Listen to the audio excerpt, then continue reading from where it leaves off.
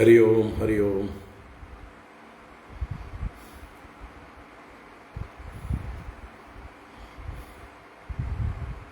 എല്ലാവർക്കും നമസ്കാരം, എല്ലാവർക്കും ശുഭസായാഹ്നം.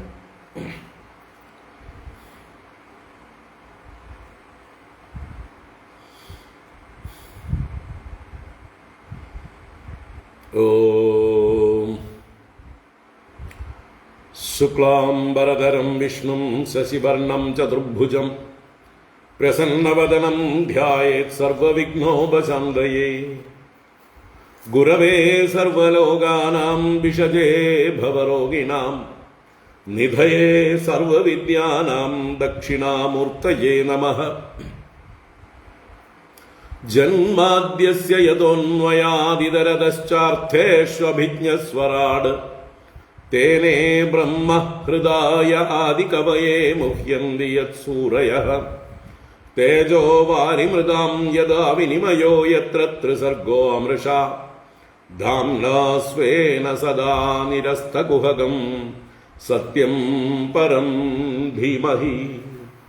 ധർമ്മഃ പ്രോജ്ജിതകൈതവോത്ര പരമോ നിർമ്മത്സരാണാം സദാം വേദ്യം വാസ്തവമത്ര വസ്തു ശിവദം താപത്രയോന്മൂലനം. ശ്രീമദ്ഭാഗവതേ മഹാമുനികൃതേ കിം വാ പരൈരീശ്വരഃ സദ്യോ ഹൃദ്യവരുധ്യതേത്ര കൃതിഭിഃ ശുശ്രൂഷുഭിസ്തൽക്ഷണാദ്. നിഗമകൽപതരോർഗളിതം ഫലം സുഖമുഖാദമൃതദ്രവ സംയുതം പിബത ഭാഗവതം രസമാലയം മുഹുരഹോ രസികാ ഭുവി ഭാവുകാഃ. നാരായണം നമസ്കൃത്യ നരം ചൈവ നരോത്തമം ദേവീം സരസ്വതീം വ്യാസം തതോ ജയമുദീരയേത്. യം പ്രവ്രജന്തമനുപേദമപേദകൃത്യം ദ്വൈപായനോ വിരഹകാതര ആജുഹാവ. പുത്രേതി തന്മയതയാ തരവോഭിനേദുഃ തം സർവഭൂതഹൃദയം മുനിമാനതോസ്മി. യസ്വാനുഭാവമഖിലശ്രുതിസാരമേകം അധ്യാത്മദീപമതിദീർഷതാം തമോന്ദം സംസാരിണാം കരുണയാഃ പുരാണഗുഹ്യം തം വ്യാസസൂനുമുപയാമി ഗുരും മുനീനാം. മൂകം കരോതി വാചാലം പങ്കും ലംഘയതേ ഗിരിം യത്കൃപാതമഹം വന്ദേ പരമാനന്ദമാധവം. യം ബ്രഹ്മാ വരുണേന്ദ്രരുദ്രമരുതഃ സ്തുന്വന്തി ദിവ്യൈസ്തവൈഃ വേദൈഃ സാംഗപദക്രമോപനിഷദൈഃ ഗായന്തി യം സാമഗാഃ. ധ്യാനാവസ്ഥിതഗദ്ഗദേന മനസാ പശ്യന്തി യം യോഗിനോ യസ്യാന്തം ന വിദുഃ സുരാസുരഗണാഃ. ദേവായ തസ്മൈ നമഃ. കോമളം കൂജയൻ വേണും ശ്യാമളോയം കുമാരകഃ വേദവേദ്യം പരം ബ്രഹ്മ ഭാസതാം പുരതോ മമ. ഭൂതൈർമഹദ്ഭിർയയിമാ പുരോ വിഭുഃ നിർമ്മായ സേദേയതമൂഷു പൂരുഷഃ. ഭുങ്ക്തേ ഗുണാൻ ഷോഡശ ഷോഡശാത്മകഃ സോലങ്കൃഷീഷ്ട ഭഗവാൻ വജാംസി മേ. സച്ചിദാനന്ദരൂപായ വിശ്വോത്പത്യാദിഹേതവേ താപത്രയ വിനാശായ ശ്രീകൃഷ്ണായ വയം നുമഃ. കൃഷ്ണായ വാസുദേവായ ഹരയേ പരമാത്മനെ പ്രണതക്ലേശനാശായ ഗോവിന്ദായ നമോ നമഃ. കൃഷ്ണായ വാസുദേവായ ദേവകീനന്ദനായ ച നന്ദഗോപകുമാരായ ഗോവിന്ദായ നമോ നമഃ. നമഃ പങ്കജനാഭായ നമഃ പങ്കജമാലിനേ നമഃ പങ്കജനേത്രായ നമസ്തേ പങ്കജാംഗ്രയേ. പീതാംബരം കരവിരാജിത ശംഖചക്രകൗമോദഗീ സരസിജം കരുണാസമുദ്രം രാധാസഹായം അതിസുന്ദരമന്ദഹാസം വാതാലയേശമനിശം ഹൃദി ഭാവയാമി. വാതാലയേശമനിശം ഹൃദി ഭാവയാമി. ഓം നമോ ഭഗവതേ വാസുദേവായ. ഓം നമോ നാരായണായ. ശ്രീ ഗുരുവായൂരപ്പ ശരണം. ഓം നമഃ പരമഋഷിഭ്യോ നമഃ പരമഋഷിഭ്യഃ. ശ്രീ ഗുരുഭ്യോ നമഃ.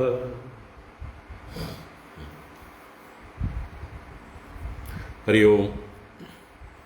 എല്ലാവർക്കും നമസ്കാരം. എല്ലാവർക്കും ശുഭസായാഹ്നം. ഭാഗവത ജ്ഞാനഗംഗയിലേക്ക് സുസ്വാഗതം. സുസ്വാഗതം. ഭാഗവതം ദശമസ്കന്ധം 80-ാം അധ്യായമാണ് നമ്മൾ രാവിലെ തുടങ്ങി വെച്ചത്. കുചേലോപാഖ്യാനം.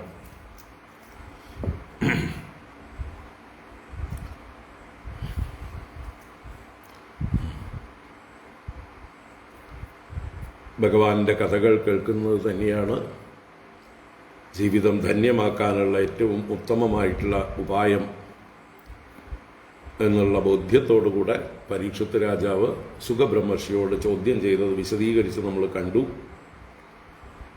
ഓരോ കരണങ്ങളെയും ഭഗവത് സേവയിൽ നിർത്തുന്നതാണ് ഉത്തമം എന്ന് പറഞ്ഞ് ഭഗവാന്റെ കഥ കേൾക്കാനുള്ള തൻ്റെ ശ്രദ്ധയെ പ്രകടിപ്പിച്ചു. അത് കേട്ട് ശ്രീ സുഖബ്രഹ്മർഷി ഭഗവാനെ ധ്യാനിച്ചുകൊണ്ട് ഭഗവാന്റെ പ്രിയപ്പെട്ട കൂട്ടുകാരൻ്റെ കഥ പറയാൻ ആരംഭിച്ചു. കുചേലോപാഖ്യാനം. കുചേലൻ്റെ ആ ഗുണങ്ങളെക്കുറിച്ച് 2 ശ്ലോകങ്ങളെ കൊണ്ട് സൂചിപ്പിച്ചു. അതുവരെയൊക്കെ നമ്മൾ രാവിലെ കണ്ടുള്ളൂ. തുടർന്ന് കാണണം. എന്തായാലും വായിക്കാം. അധ്യായം മുഴുവൻ വായിക്കുന്നില്ല. വൈകിയ അവസ്ഥയ്ക്ക് 27-ാം ശ്ലോകം വരെ വായിക്കാം. ഓം നമോ ഭഗവതേ വാസുദേവായ. അഥ ശ്രീമദ്ഭാഗവതേ ദശമസ്കന്ധേ ഉത്തരാർദ്ധേ 80-തമോऽധ്യായഃ.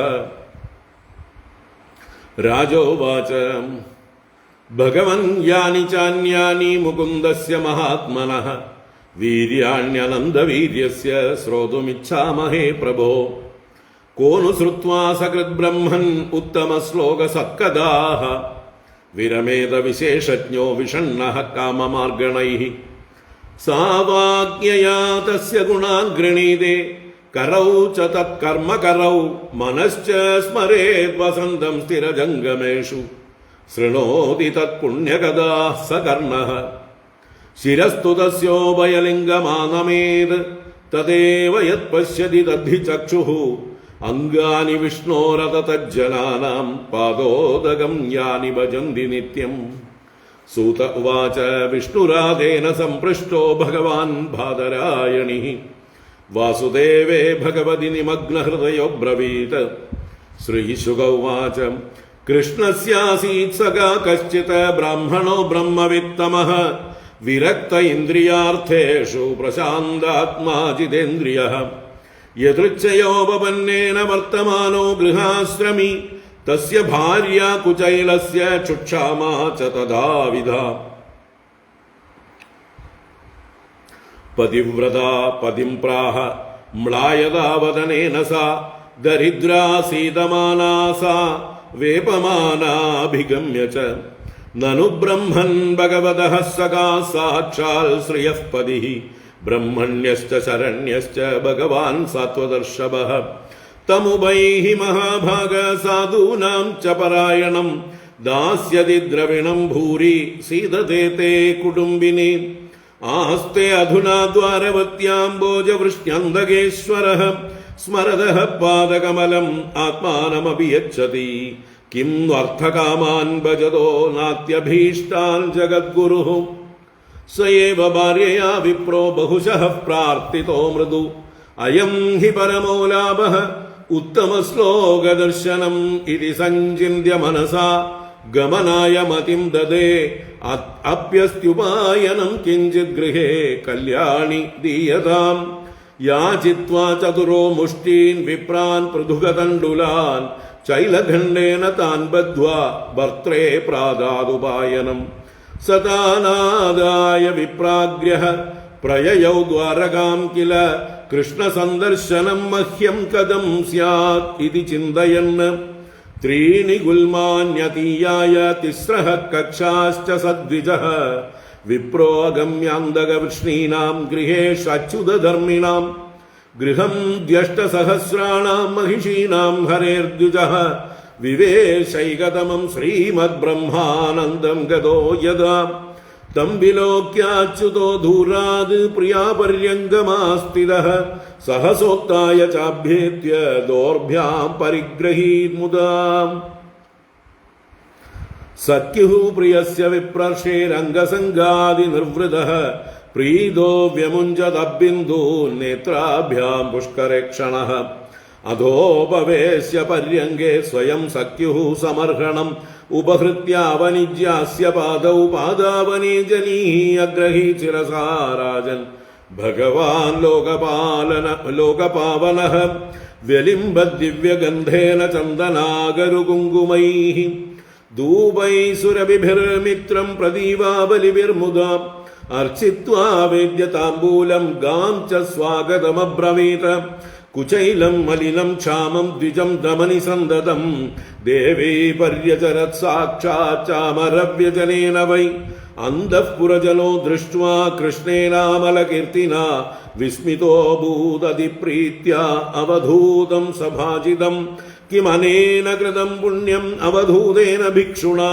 ശ്രിയാഹീനേന ലോകേസ്മിൻ ഗർഹിതേനാധമേന ച യോസൗ ത്രിലോകഗുരുണാ ശ്രീനിവാസേന സംവൃതഃ പര്യങ്കസ്തം ശ്രിയം ഹിത്വാ പരിശ്വക്തോഗ്രജോ യദാ കഥയാഞ്ചക്രദുർഗാദാഃ പൂർവാ ഗുരുകുലേ സതോഃ ആത്മനോർലളിതാരാജൻ കരൗ ഗൃഹ്യ പരസ്പരം.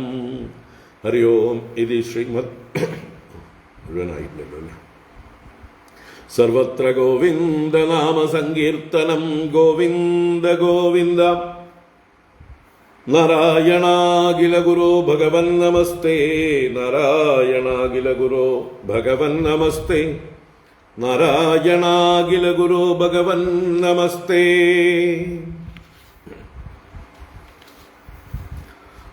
ഹരി ഓം. എല്ലാവർക്കും ശുഭസായാഹ്നം. ഒരിക്കൽ കൂടെ ഭാഗവത ജ്ഞാനഗംഗയിലേക്ക് സുസ്വാഗതം. നമ്മൾ കുചേലോപാഖ്യാനം രാവിലെ തുടങ്ങി 7 ശ്ലോകങ്ങളാണ് രാവിലെ കണ്ടുള്ളൂ.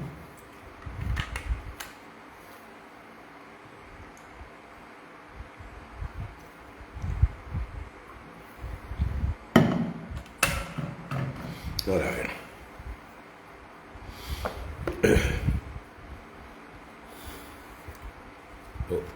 ഉത്തമശ്ലോകനായ ഭഗവാന്റെ കഥയിൽ നിന്ന് വിശേഷജ്ഞന്മാരായ ആരാണ് പിന്തിരിയുക? ഇന്ദ്രിയങ്ങളെല്ലാം ആ ഭഗവത് സേവ ചെയ്യാനുള്ളതല്ലേ? അപ്പോഴല്ലേ അതിന് പൂർണ്ണതയുണ്ടാകുന്നത്, ധന്യതയുണ്ടാകുന്നത് എന്ന്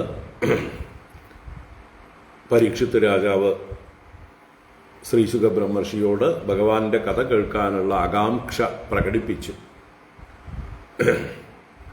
അത് കേട്ട് സന്തോഷിച്ചതായിട്ടുള്ള ശ്രീശുക ബ്രഹ്മർഷി വാസുദേവേ ഭഗവതി നിമഗ്ന ഹൃദയോ ബ്രവീത്. സർവാത്മാവായ എല്ലാറ്റിലും വ്യാപിച്ചിരിക്കുന്നവനായ ആ ഭഗവാനിൽ മനസ്സുറപ്പിച്ചുകൊണ്ട് ഇങ്ങനെ പറഞ്ഞു. കൃഷ്ണന് ഒരു സഖാവുണ്ടായിരുന്നു, ഒരു ഉത്തമനായ ബ്രാഹ്മണൻ, ബ്രഹ്മവിത്തമൻ. വേദങ്ങൾ അറിയുന്നതിലും അതിൻ്റെ തത്വം അറിയുന്നതിലും വെച്ച് ശ്രേഷ്ഠനായിട്ടുള്ളൊരു മഹാത്മാവ്.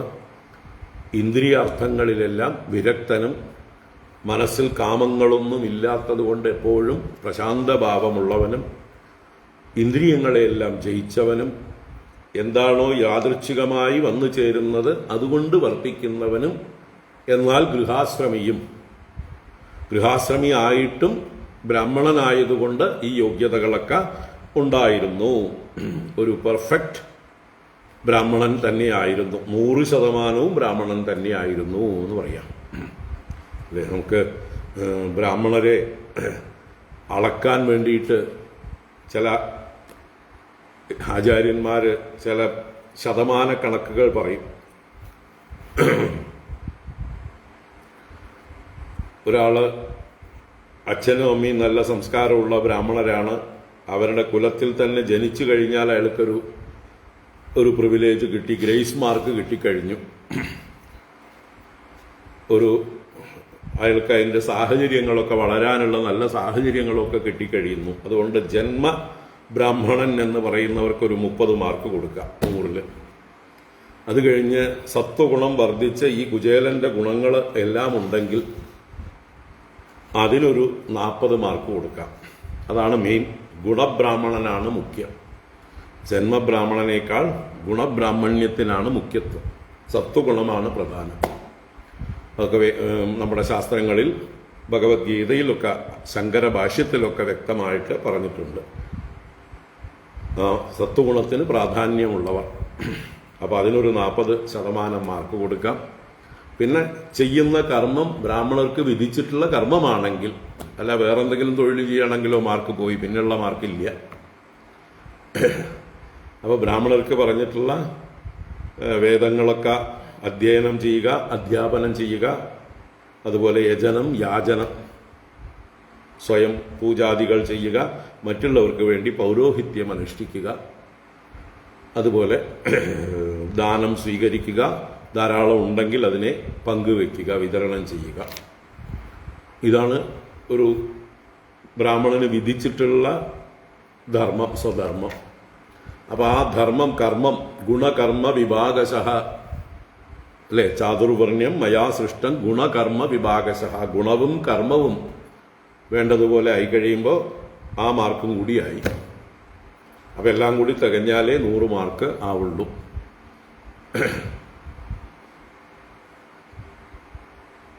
അപ്പോൾ അതും ജനിച്ചു, പേരിന് ഒരു ബ്രാഹ്മണ സമുദായത്തിൽ ജനിച്ചു എന്ന് പറഞ്ഞതുകൊണ്ട് ചിലപ്പോൾ അച്ഛനമ്മമാർ സംസ്കാരമുള്ളവരായിരിക്കണം എന്നില്ല. നല്ല സംസ്കാരമൊന്നും ഇല്ലാത്ത എത്രയോ സോക്കാൾഡ് ജന്മം കൊണ്ട് ബ്രാഹ്മണരുണ്ട്. അവരുടെ അച്ഛനമ്മമാര് ബ്രാഹ്മണരായിരുന്നു, അതുകൊണ്ട് അവർ ബ്രാഹ്മണരെന്ന് അറിയപ്പെടുന്നു. പക്ഷെ ഇവരുടെ സ്വഭാവം വളരെ മോശമാണ്. അപ്പോൾ അവർക്ക് 30 മാർക്ക് കൊടുക്കാവോ? പറ്റില്ല, അത് കുറയും.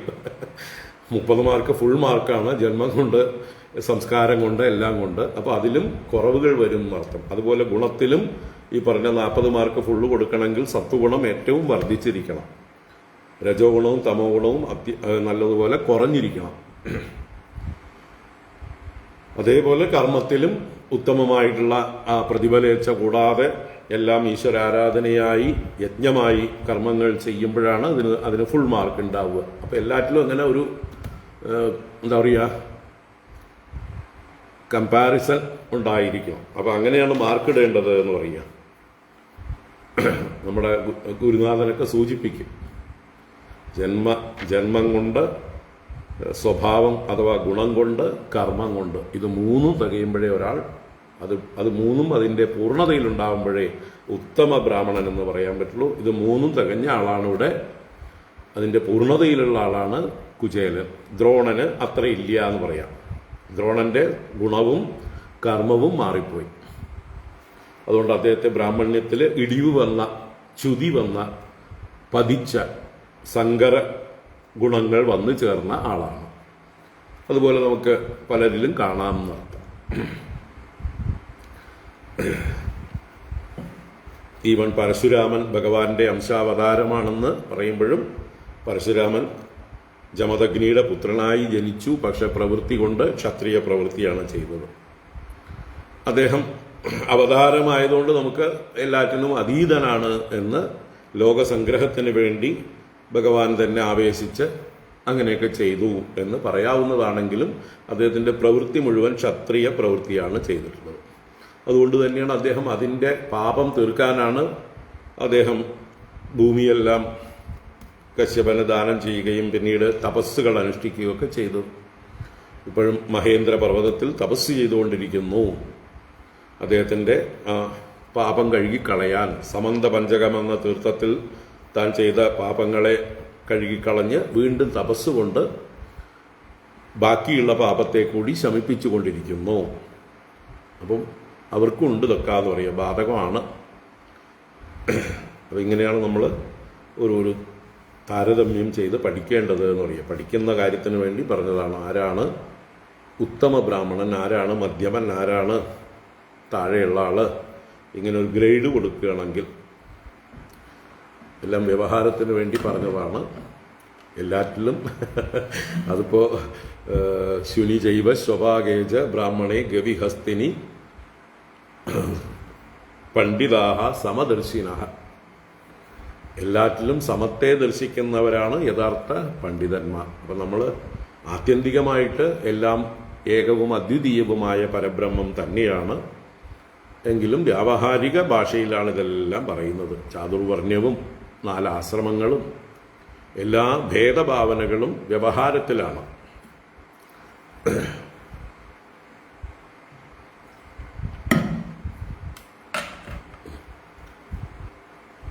നോക്കാം. അപ്പൊ നമുക്ക് തസ്യ ഭാര്യ കുചൈലസ്യ ക്ഷുക്ഷാമാച തഥാവിധ. അദ്ദേഹത്തിന്റെ കുചൈലന്റെ ഭാര്യ, കുചൈലൻ എന്ന് പറഞ്ഞാൽ കുൽസിതമായ ചേലയോട് കൂടിയവൻ, നല്ല ചേല ഉടുക്കാനില്ലാത്തവൻ, നല്ല വസ്ത്രം ഇല്ലാത്തവൻ എന്നർത്ഥം.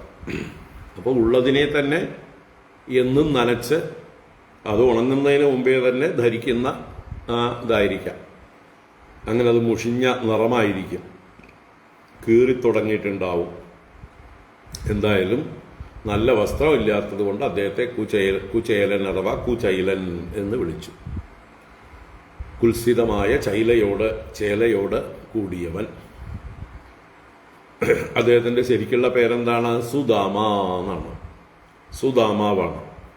സുദാമ എന്നുള്ള വാക്കിനർത്ഥം സുഷ്ടുവായി ദമം അഭ്യസിച്ചിട്ടുള്ള ആള്, നല്ല അടക്കമുള്ള ആള്, നല്ല പക്വതയുള്ള ആള്, ഇന്ദ്രിയവും മനസ്സും ഒക്കെ അടക്കി ജയിച്ചിട്ടുള്ള മഹാത്മാ എന്ന് സുദാമ എന്നുള്ള പേരിന് അർത്ഥം പറയാം. അപ്പൊ അത്രയും യോഗ്യനായിട്ടുള്ള മഹാത്മാവായിരുന്നു. വസ്ത്രത്തിൽ മാത്രമേ എന്തെങ്കിലും ദോഷമുള്ളൂ എന്നറിയാം. അപ്പോൾ അദ്ദേഹത്തിന്റെ പത്നി തസ്യ ഭാര്യ കുചൈലസ്യ ക്ഷുക്ഷാമ. ക്ഷുക്ഷാമ എന്ന് പറഞ്ഞാൽ ക്ഷുത്തുകൊണ്ട് ക്ഷാമയായവൾ. ക്ഷുത്ത് വിശപ്പാണ്. ക്ഷാമ എന്ന് പറഞ്ഞാൽ ക്ഷീണ, ക്ഷയിച്ചവൾ. വിശപ്പ് കൊണ്ട് അഥവാ ദാരിദ്ര്യം കൊണ്ട് മെലിഞ്ഞവൾ, ശരീരം മുഴുവൻ ക്ഷയിച്ചു പോയവൾ, വളരെ ഉണങ്ങി, എന്താ പറയുക, അസ്ഥിയും നാഡീ ഞരമ്പുകളും തോലും മാത്രമുള്ള ശരീരമായിട്ടുണ്ടാവും. അതാണ് ക്ഷാമ എന്ന് പറഞ്ഞാൽ. ക്ഷുക്ഷാമ. തഥാവിധ എന്ന് പറഞ്ഞു. തഥാവിധ എന്ന് പറഞ്ഞതിൻ്റെ അർത്ഥം അദ്ദേഹത്തെ പോലെ തന്നെ യോഗ്യതകളൊക്കെ ഉള്ള ആള് തന്നെയാണ്. കുചേലന്റെ ഗുണങ്ങളൊക്കെ കുചേലന്റെ പത്നിക്കും ഉണ്ട്, നന്മകളൊക്കെ ഉണ്ട്, സത്വഗുണമെല്ലാം ഉണ്ട്. എന്താണോ യാദൃച്ഛികമായി ലഭിക്കുന്നത് അതുകൊണ്ട് വർത്തിക്കുന്നവൾ തന്നെയാണ്. ജിതേന്ദ്രിയാണ്, പ്രശാന്താത്മാവാണ്, ഇന്ദ്രിയ വിരക്തിയെല്ലാം ഉണ്ട്. പക്ഷെ എന്തായാലും ഒരു ഗൃഹനാഥ എന്നുള്ള നിലയ്ക്ക് ഭർത്താവിന് ഭക്ഷണം കൊടുക്കാതിരുന്നാൽ അവർക്ക് സമാധാനം ഉണ്ടാവില്ല. കുട്ടികളുണ്ടെങ്കിൽ അവർക്കും വേണ്ടതുപോലെ കൊടുത്തില്ലെങ്കിൽ അമ്മമാർക്ക് സമാധാനം ഉണ്ടാവില്ല. അപ്പോൾ അമ്മമാര് വീട്ടിൽ ഭക്ഷണം പാകം ചെയ്യുന്നത് തന്നെ അവർക്ക് ഭക്ഷിക്കാനല്ല, മക്കളെയും ഭർത്താവിനെയും മറ്റു കുടുംബാംഗങ്ങളെയും വയറു നിറച്ച് ഊട്ടിയിട്ട് ബാക്കിയുണ്ടെങ്കിൽ കഴിക്കുന്നവരായിരുന്നു നല്ല ഗൃഹനാഥകൾ.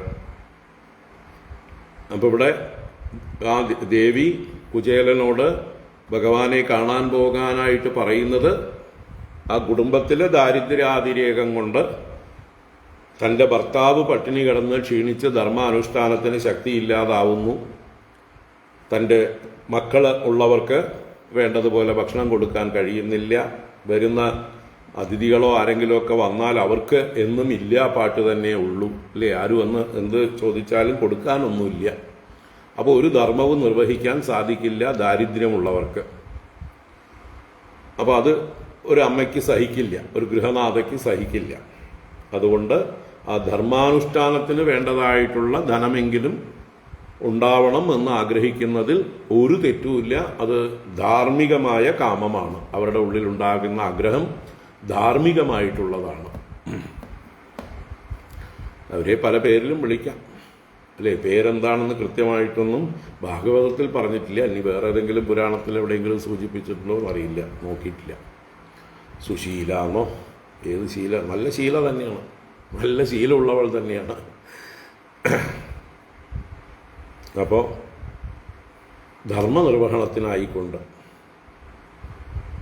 ശരീരം നിലനിർത്താനായിക്കൊണ്ട് എല്ലാം അല്പമെങ്കിലും വീട്ടിൽ ഭക്ഷണം ഉണ്ടാവണം, അതിന് വേണ്ടതായിട്ടുള്ള ധനം ഉണ്ടാവണം, അത് ആഗ്രഹിച്ചു. അപ്പോൾ എല്ലാ യോഗ്യതകളും ഉള്ളവൾ തന്നെയാണ്. ക്ഷുക്ഷാമാച്ച തഥാവിധ. ആ പതിവ്രത ഭർത്താവിനോട് പല പ്രാവശ്യം ഭഗവാനെ ചെന്ന് കാണാൻ പറയുന്നതാണ്. പതിവ്രതാ പതിം പ്രാഹ മ്ലായതാവദനേന സാ ദരിദ്രാസീതമാനാ സാ വേപമാനാഭിഗമ്യ ച നനു ബ്രഹ്മൻ ഭഗവതഃ സഖാ സാക്ഷാത് ശ്രിയഃ പതിഃ ബ്രഹ്മണ്യശ്ച ശരണ്യശ്ച ഭഗവാൻ സത്വദർശഭഃ തമുപൈഃ മഹാഭാഗ സാധൂനാം ച പരായണം ദാസ്യതി ദ്രവിണം ഭൂരി സീദതേ തേ കുടുംബിനേ.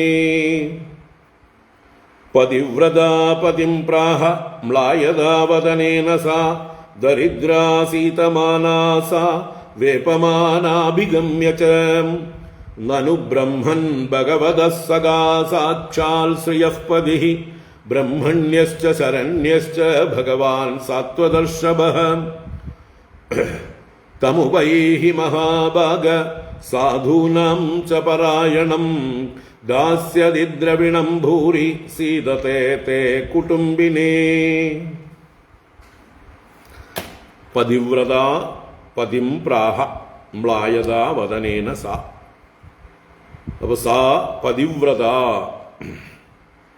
ആ പതിവ്രതയായിരിക്കുന്നവൾ, പതിയെ തന്നെ ഈശ്വരതുല്യനായി വരിച്ചിരിക്കുന്നവൾ, പതിയെ സേവിക്കുന്നവൾ, പാതിവ്രത്യം ഉള്ളവൾ, പതിയുടെ ഇംഗിതമറിഞ്ഞ് പ്രവർത്തിക്കുന്നവൾ, അങ്ങനെയുള്ള പതിവ്രതയായ അവൾ സാ മ്ലായതാവദനേന പതിം പ്രാഹ.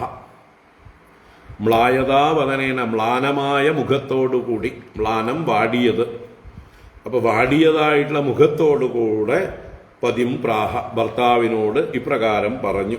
അവളെ ഒന്നുകൂടെ വിശേഷിപ്പിച്ചതാണ് ആ പതിവ്രത. കീദൃശ ദരിദ്ര സ്വീതമാന വേപമാന. 3 വിശേഷണങ്ങൾ പതിവ്രതയ്ക്ക്. ദരിദ്ര, ദാരിദ്ര്യത്തിൽ മുഴുകിയവൾ, ഒന്നുമില്ലാത്തവൾ. വേപമാന, അതുകൊണ്ട് തന്നെ ശരീരം വിറയ്ക്കുന്നവൾ. സീതമാന, നല്ലതുപോലെ ക്ഷയിച്ചവൾ, തളർന്നവൾ. അപ്പോ തളർന്ന് ക്ഷീണിച്ചവളും ദാരിദ്ര്യമുള്ളവളും അതുകൊണ്ട് തന്നെ വിറയ്ക്കുന്നവളും, നടക്കാൻ പോലും വയ്യാത്തവൾ, വിറച്ചുകൊണ്ടാണ് നടക്കുന്നത്. അപ്പോൾ ചിന്തിക്കാം. അങ്ങനെയുള്ള ആ പതിവ്രതയായ സാ അഭിഗമ്യ, പതിം അഭിഗമ്യ പ്രാഹ, ഭർത്താവിനെ അഭിഗമിച്ചിട്ട് അടുത്തേക്ക് വന്നിട്ട് പറഞ്ഞു. ഭർത്താവായ സുദാമാവിനോട് എന്തു പറഞ്ഞു എന്നുള്ളതാണ് പിന്നീട് തുടരുന്നത്. നനു ബ്രഹ്മൻ ഭഗവതഃ സഖാ സാക്ഷാൽ ശ്രിയഃ പതിഃ ബ്രഹ്മണ്യശ്ച ശരണ്യശ്ച ഭഗവാൻ സത്വദർശഭഃ. ഹേ ബ്രഹ്മൻ, അല്ലയോ ബ്രാഹ്മണോത്തമനായിരിക്കുന്നവനെ, വേദജ്ഞനായിരിക്കുന്നവനെ, ബ്രഹ്മജ്ഞാനിയായിരിക്കുന്നവനെ എന്നൊക്കെ അർത്ഥത്തില്, ഈശ്വര സ്വരൂപനായിരിക്കുന്നവനെ എന്നൊക്കെ അർത്ഥത്തിൽ ഭർത്താവിനെ ഹേ ബ്രഹ്മൻ. ഭഗവതഃ തവ സഖാ സാക്ഷാത് ശ്രിയഃ പതിഃ. ഇവിടെ ഭർത്താവിനെ വിളിക്കുന്നത് ഭഗവാൻ എന്ന് തന്നെയാണ്. ഭഗവതഃ തവ, ഭഗവാനായ അങ്ങയുടെ, ഭഗവാൻ എന്നാൽ ഇവിടെ ജ്ഞാനി എന്ന അർത്ഥത്തിലാണ്. അപ്പൊ ജ്ഞാനിയായ അങ്ങയുടെ സഖാ സാക്ഷാൽ ശ്രിയഃ പതിഃ, കൂട്ടുകാരനല്ലേ സാക്ഷാൽ ലക്ഷ്മീപതി അല്ലേ? അപ്പൊ എടുത്തു പറയാണ് ലക്ഷ്മീപതി, എല്ലാ ലോകത്തുള്ള സകല സമ്പത്തിന്റെയും ഉടമസ്ഥനല്ലേ എന്നർത്ഥമാണ് അല്ലേ? എന്തെങ്കിലും ദാരിദ്ര്യത്തിന് പ്രതിവിധി ചെയ്യണമെങ്കിൽ സമ്പന്നരെ തന്നെ അല്ലേ ശരണം പ്രാപിക്കണം. സമ്പത്തില്ലാത്ത ആരെങ്കിലും ചെന്ന് കണ്ടിട്ട് കാര്യമില്ല. അതുകൊണ്ട് ഏറ്റവും സമ്പന്നനായിട്ടുള്ള ആള് തന്നെയാണെന്ന് സൂചിപ്പിക്കാൻ ശ്രീയഃപതി, സാക്ഷാൽ ശ്രീയഃപതി, ആ സാക്ഷാൽ ലക്ഷ്മി ദേവിയുടെ ഭർത്താവല്ലേ അങ്ങയുടെ കൂട്ടുകാരൻ. സാക്ഷാൽ ശ്രീയഃപതി മാത്രമല്ല, ഇനിയിപ്പോൾ ചില ആളുകളുടെ കയ്യിൽ ധനം ഉണ്ടായിട്ട് കാര്യമില്ല, അറുത്ത കൈക്ക് ഉപ്പ് തേക്കില്ല, അല്ലേ, ആർക്കും ഒന്നും കൊടുക്കില്ല, അങ്ങനെയുള്ള ആളാണെങ്കിൽ പറഞ്ഞിട്ട് കാര്യമില്ല, പോയിട്ട് കാര്യമില്ല. പക്ഷേ ഇവിടെ പറയണു ബ്രഹ്മണ്യശ്ച ശരണ്യശ്ച,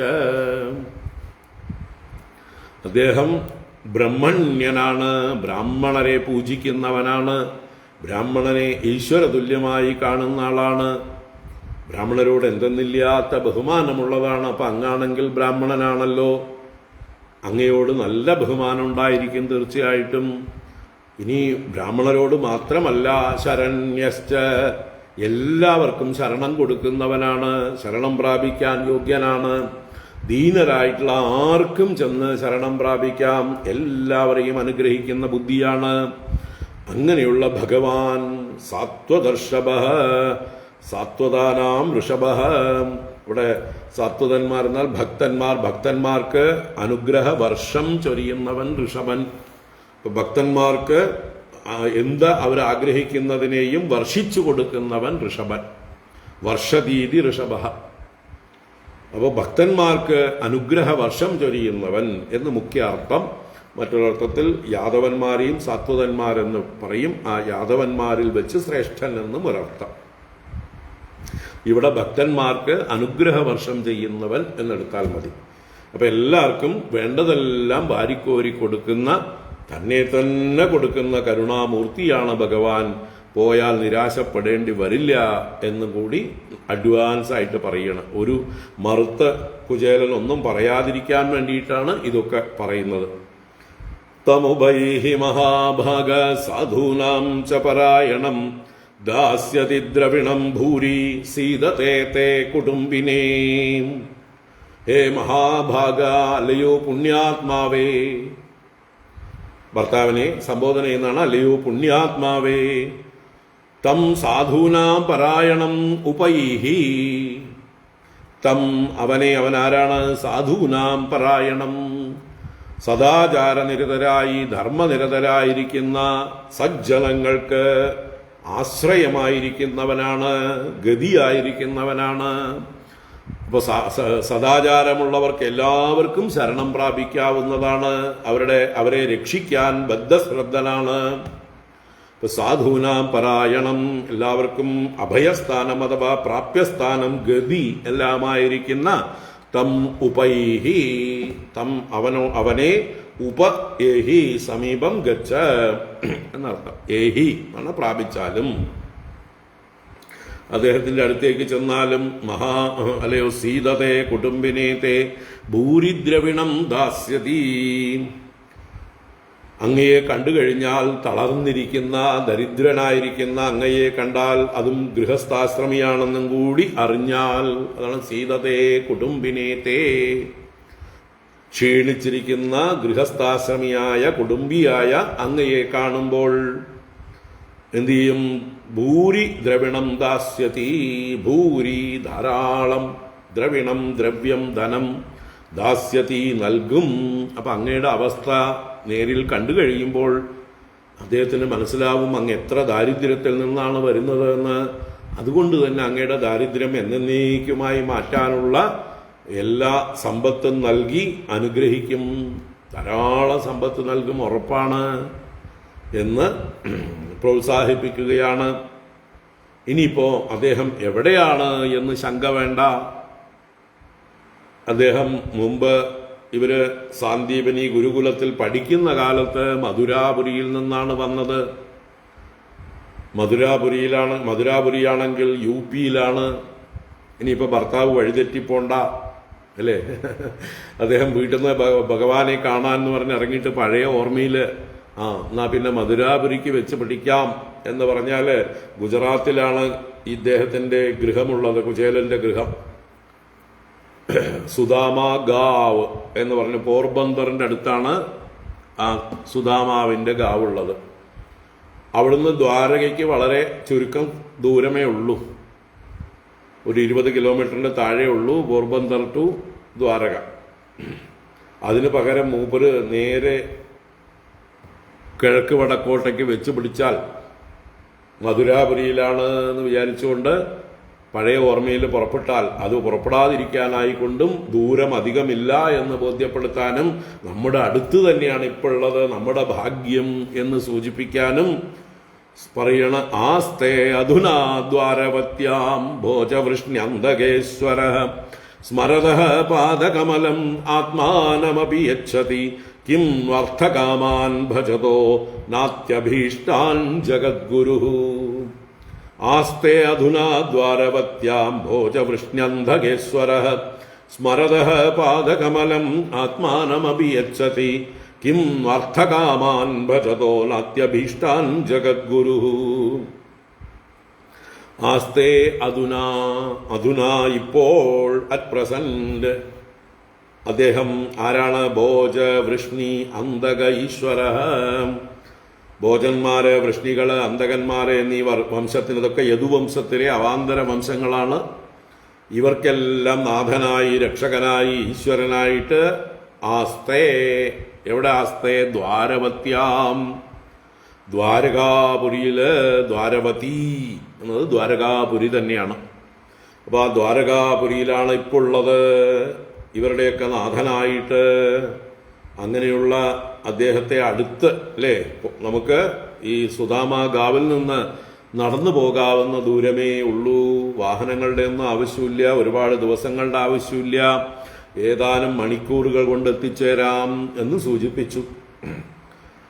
ഇനി അങ്ങനെ ചെന്നാൽ കണ്ടാൽ ഭഗവാൻ എങ്ങനെയുള്ള ആളാണ്? സ്മരതഃ പാദകമലം ആത്മാനമപി യച്ഛതി. പാദകമലം സ്മരതഃ, ഭഗവാന്റെ പാദകമലത്തെ സ്മരിച്ചുകൊണ്ട് ആരാണോ ചെല്ലുന്നത്, ആരാണോ ശരണം പ്രാപിക്കുന്നത്, അവർക്ക് ആത്മാനമപി യച്ഛതി. ആ ഭഗവാൻ ജഗദ്ഗുരുവാണ്, ഏറ്റവും വലിയവനാണ്, ലോകത്തിലേക്ക് വെച്ച് വലിയവനായിട്ടുള്ള ആ ഭഗവാൻ ആത്മാനമപി യച്ഛതി, തന്നെ തന്നെ നൽകും. അപ്പൊ പിന്നെ നാത്യഭീഷ്ടാൻ അർത്ഥകാമാൻ കിം നോ. ഭഗവാന് അർത്ഥകാമങ്ങളെ കൊടുക്കുന്നത് വലിയ താല്പര്യമൊന്നുമില്ല. നിസ്സാര വസ്തുക്കളാണ് ഈ അർത്ഥവും കാമവും. അർത്ഥം എന്ന് പറഞ്ഞാൽ എന്തെങ്കിലും പ്രയോജനമുള്ള വസ്തുക്കൾ, അതൊക്കെ തൽക്കാലമേ പ്രയോജനമുള്ളൂ. ഏത് കാര്യമാണെങ്കിലും അതിന്റെ പ്രയോജനം അല്പകാലം മാത്രം. അത് കഴിഞ്ഞാൽ അത് ഭാരമായി മാറും. പ്രയോജനമില്ലാത്തപ്പോൾ ഏത് വസ്തുവും ഭാരമാണ്. ഒരു വസ്തുവിന്റെ പ്രയോജനം എന്നുള്ളത് താൽക്കാലികമാണ്. അതുകൊണ്ട് അർത്ഥത്തെ കൊടുക്കുന്നതിൽ ഭഗവാന് വലിയ താല്പര്യമില്ല. കാമങ്ങൾ എന്ന് പറഞ്ഞാൽ ആഗ്രഹങ്ങൾ, അവരുടെ മറ്റാഗ്രഹങ്ങളെ സാധിച്ചാലും അതൊക്കെ പിന്നീട് ഭാരമായി മാറുന്നതും ദുഃഖകാരണമായി മാറുന്നതും ഒക്കെയാണ്. അതല്ല ഭഗവാന് കൊടുക്കാൻ താല്പര്യം. നിസ്സാര വസ്തുക്കൾ കൊടുത്ത ആളുകളെ പറ്റിക്കുന്ന പരിപാടി ഭഗവാനില്ല. ഭഗവാൻ കൊടുക്കുകയാണെങ്കിൽ ഘനത്തിൽ കൊടുക്കണമെന്ന് ആഗ്രഹിക്കുന്ന ആളാണ്. അതിന് ഘനത്തിൽ കൊടുക്കാൻ എന്തിനെയാ കൊടുക്കുക? അപ്പോ ലോകത്തിലുള്ള എന്തെങ്കിലും വസ്തു ഘനമുള്ളതാണോ, സാരമുള്ളതാണോ? നിസ്സാരങ്ങളാണ്. അതുകൊണ്ട് ഏറ്റവും ഘനമുള്ള തന്നെ കൊടുക്കാൻ, ഈ ലോകത്തിന്റെ മുഴുവൻ സാരമായിരിക്കുന്ന തന്നെ കൊടുക്കാനാണ് ഭഗവാന് ഇഷ്ടം. പക്ഷേ ആർക്കും ഭഗവാനെ വേണ്ട, ഭഗവാനിൽ നിന്ന് മതി, അല്ലേ? മൂഢജനങ്ങളെല്ലാം ഭഗവാനെ ഭജിക്കുന്നത് ഭഗവാനിൽ നിന്ന് ഒരു കുമ്പളങ്ങയോ മത്തനോ അല്ലെങ്കിൽ അല്പം ധാന്യങ്ങളോ അല്ലെങ്കിൽ ഒരു എന്താ പറയുക, തന്നെ ഉപദ്രവിക്കാനായിട്ട് ഭാര്യയോ മക്കളോ ബന്ധുക്കളോ ഒക്കെയാണ് ചോദിക്കുക. ഇതൊക്കെ പിന്നീട് ദുഃഖകാരണമായി മാറും. ദുഃഖയോനയേവതേ ആദ്യന്തവന്ത കൗന്ദേയ നതേഷു രമതേ ബുധഃ എന്ന് ഭഗവാൻ കുന്തിപുത്രനോട് പറഞ്ഞിട്ടുള്ളതാണ്. മാത്രാസ്പർശാസ്തു കൗന്ദേയ, മാത്രാസ്പർശങ്ങൾ അഥവാ ഇന്ദ്രിയ വിഷയങ്ങൾ, ശബ്ദസ്പർശ രൂപരസഗന്ധാദികളാകുന്നതെല്ലാം നശ്വരങ്ങളാണ്, ആഗമാപായികളാണ്, അനിത്യങ്ങളാണ്. അതിലൊന്നുമല്ല രമിക്കേണ്ടത് വിവേകി. ബുദ്ധിമാനായിട്ടുള്ളവർ ശാശ്വതമായിട്ടുള്ളത് എന്താണോ അതിനെ സ്വന്തമാക്കാനാണ് ശ്രമിക്കേണ്ടത്. ശാശ്വതമായിട്ടുള്ളത് സച്ചിദാനന്ദ സ്വരൂപനായ ഭഗവാനാണ്. ആ ഭഗവാൻ തന്നെ കൊടുക്കാൻ തയ്യാറാണ്. നമ്രാണാം സന്നിധൽസേ സതതമപി തൈരനഭ്യർത്ഥിതാനപി അർത്ഥാൻ കാമാനജസ്രം വിതരസി പരമാനന്ദ സാന്ദ്രം ഗതിം ച ഇത്തം നിശേഷലഭ്യോ നിരവധിക ബലഃ പാരിജാതോ ഹരേ ത്വം ക്ഷുദ്രം തം ചക്രവാടി ധ്രുമമഭിലഷതി വ്യർത്ഥമർത്ഥിവ്രജോയം. മേൽപ്പത്തൂരും ഈ അർത്ഥിവ്രജങ്ങളെ പരിഹസിക്കുന്നു. അർത്ഥിക്കൂട്ടങ്ങൾ എന്ന് പറഞ്ഞാൽ ഭഗവാന്റെ അടുത്ത് ചെന്ന് എനിക്ക് അത് വേണം, ഇത് വേണം, മറ്റത് വേണം, മറിച്ചത് വേണം എന്ന് പറഞ്ഞ് ലിസ്റ്റിട്ട് കെഞ്ചിക്കൊണ്ടിരിക്കുന്നവർ, അവരാണ് അർത്ഥികൾ. അതിൻ്റെ വ്രജം കൂട്ടം. അപ്പോൾ ഈ അർത്ഥിവ്രജം വ്യർത്ഥമായിട്ട് നിസ്സാര വസ്തുക്കളെ ചോദിച്ചു മേടിക്കുന്നു. ഭഗവാൻ തന്നെ നൽകാൻ തയ്യാറായിരിക്കുന്നു. ഇവിടെയും അതാണ് പറയുന്നത്. അല്ലെങ്കിൽ ഇതാണ് അതിൻ്റെ ബേസ്. മേൽപ്പത്തൂർ പറഞ്ഞതിൻ്റെ ബേസ് ഈ അമ്മയുടെ വാക്കുകളാണ്, ഈ സുശീല അമ്മയുടെ വാക്കുകൾ.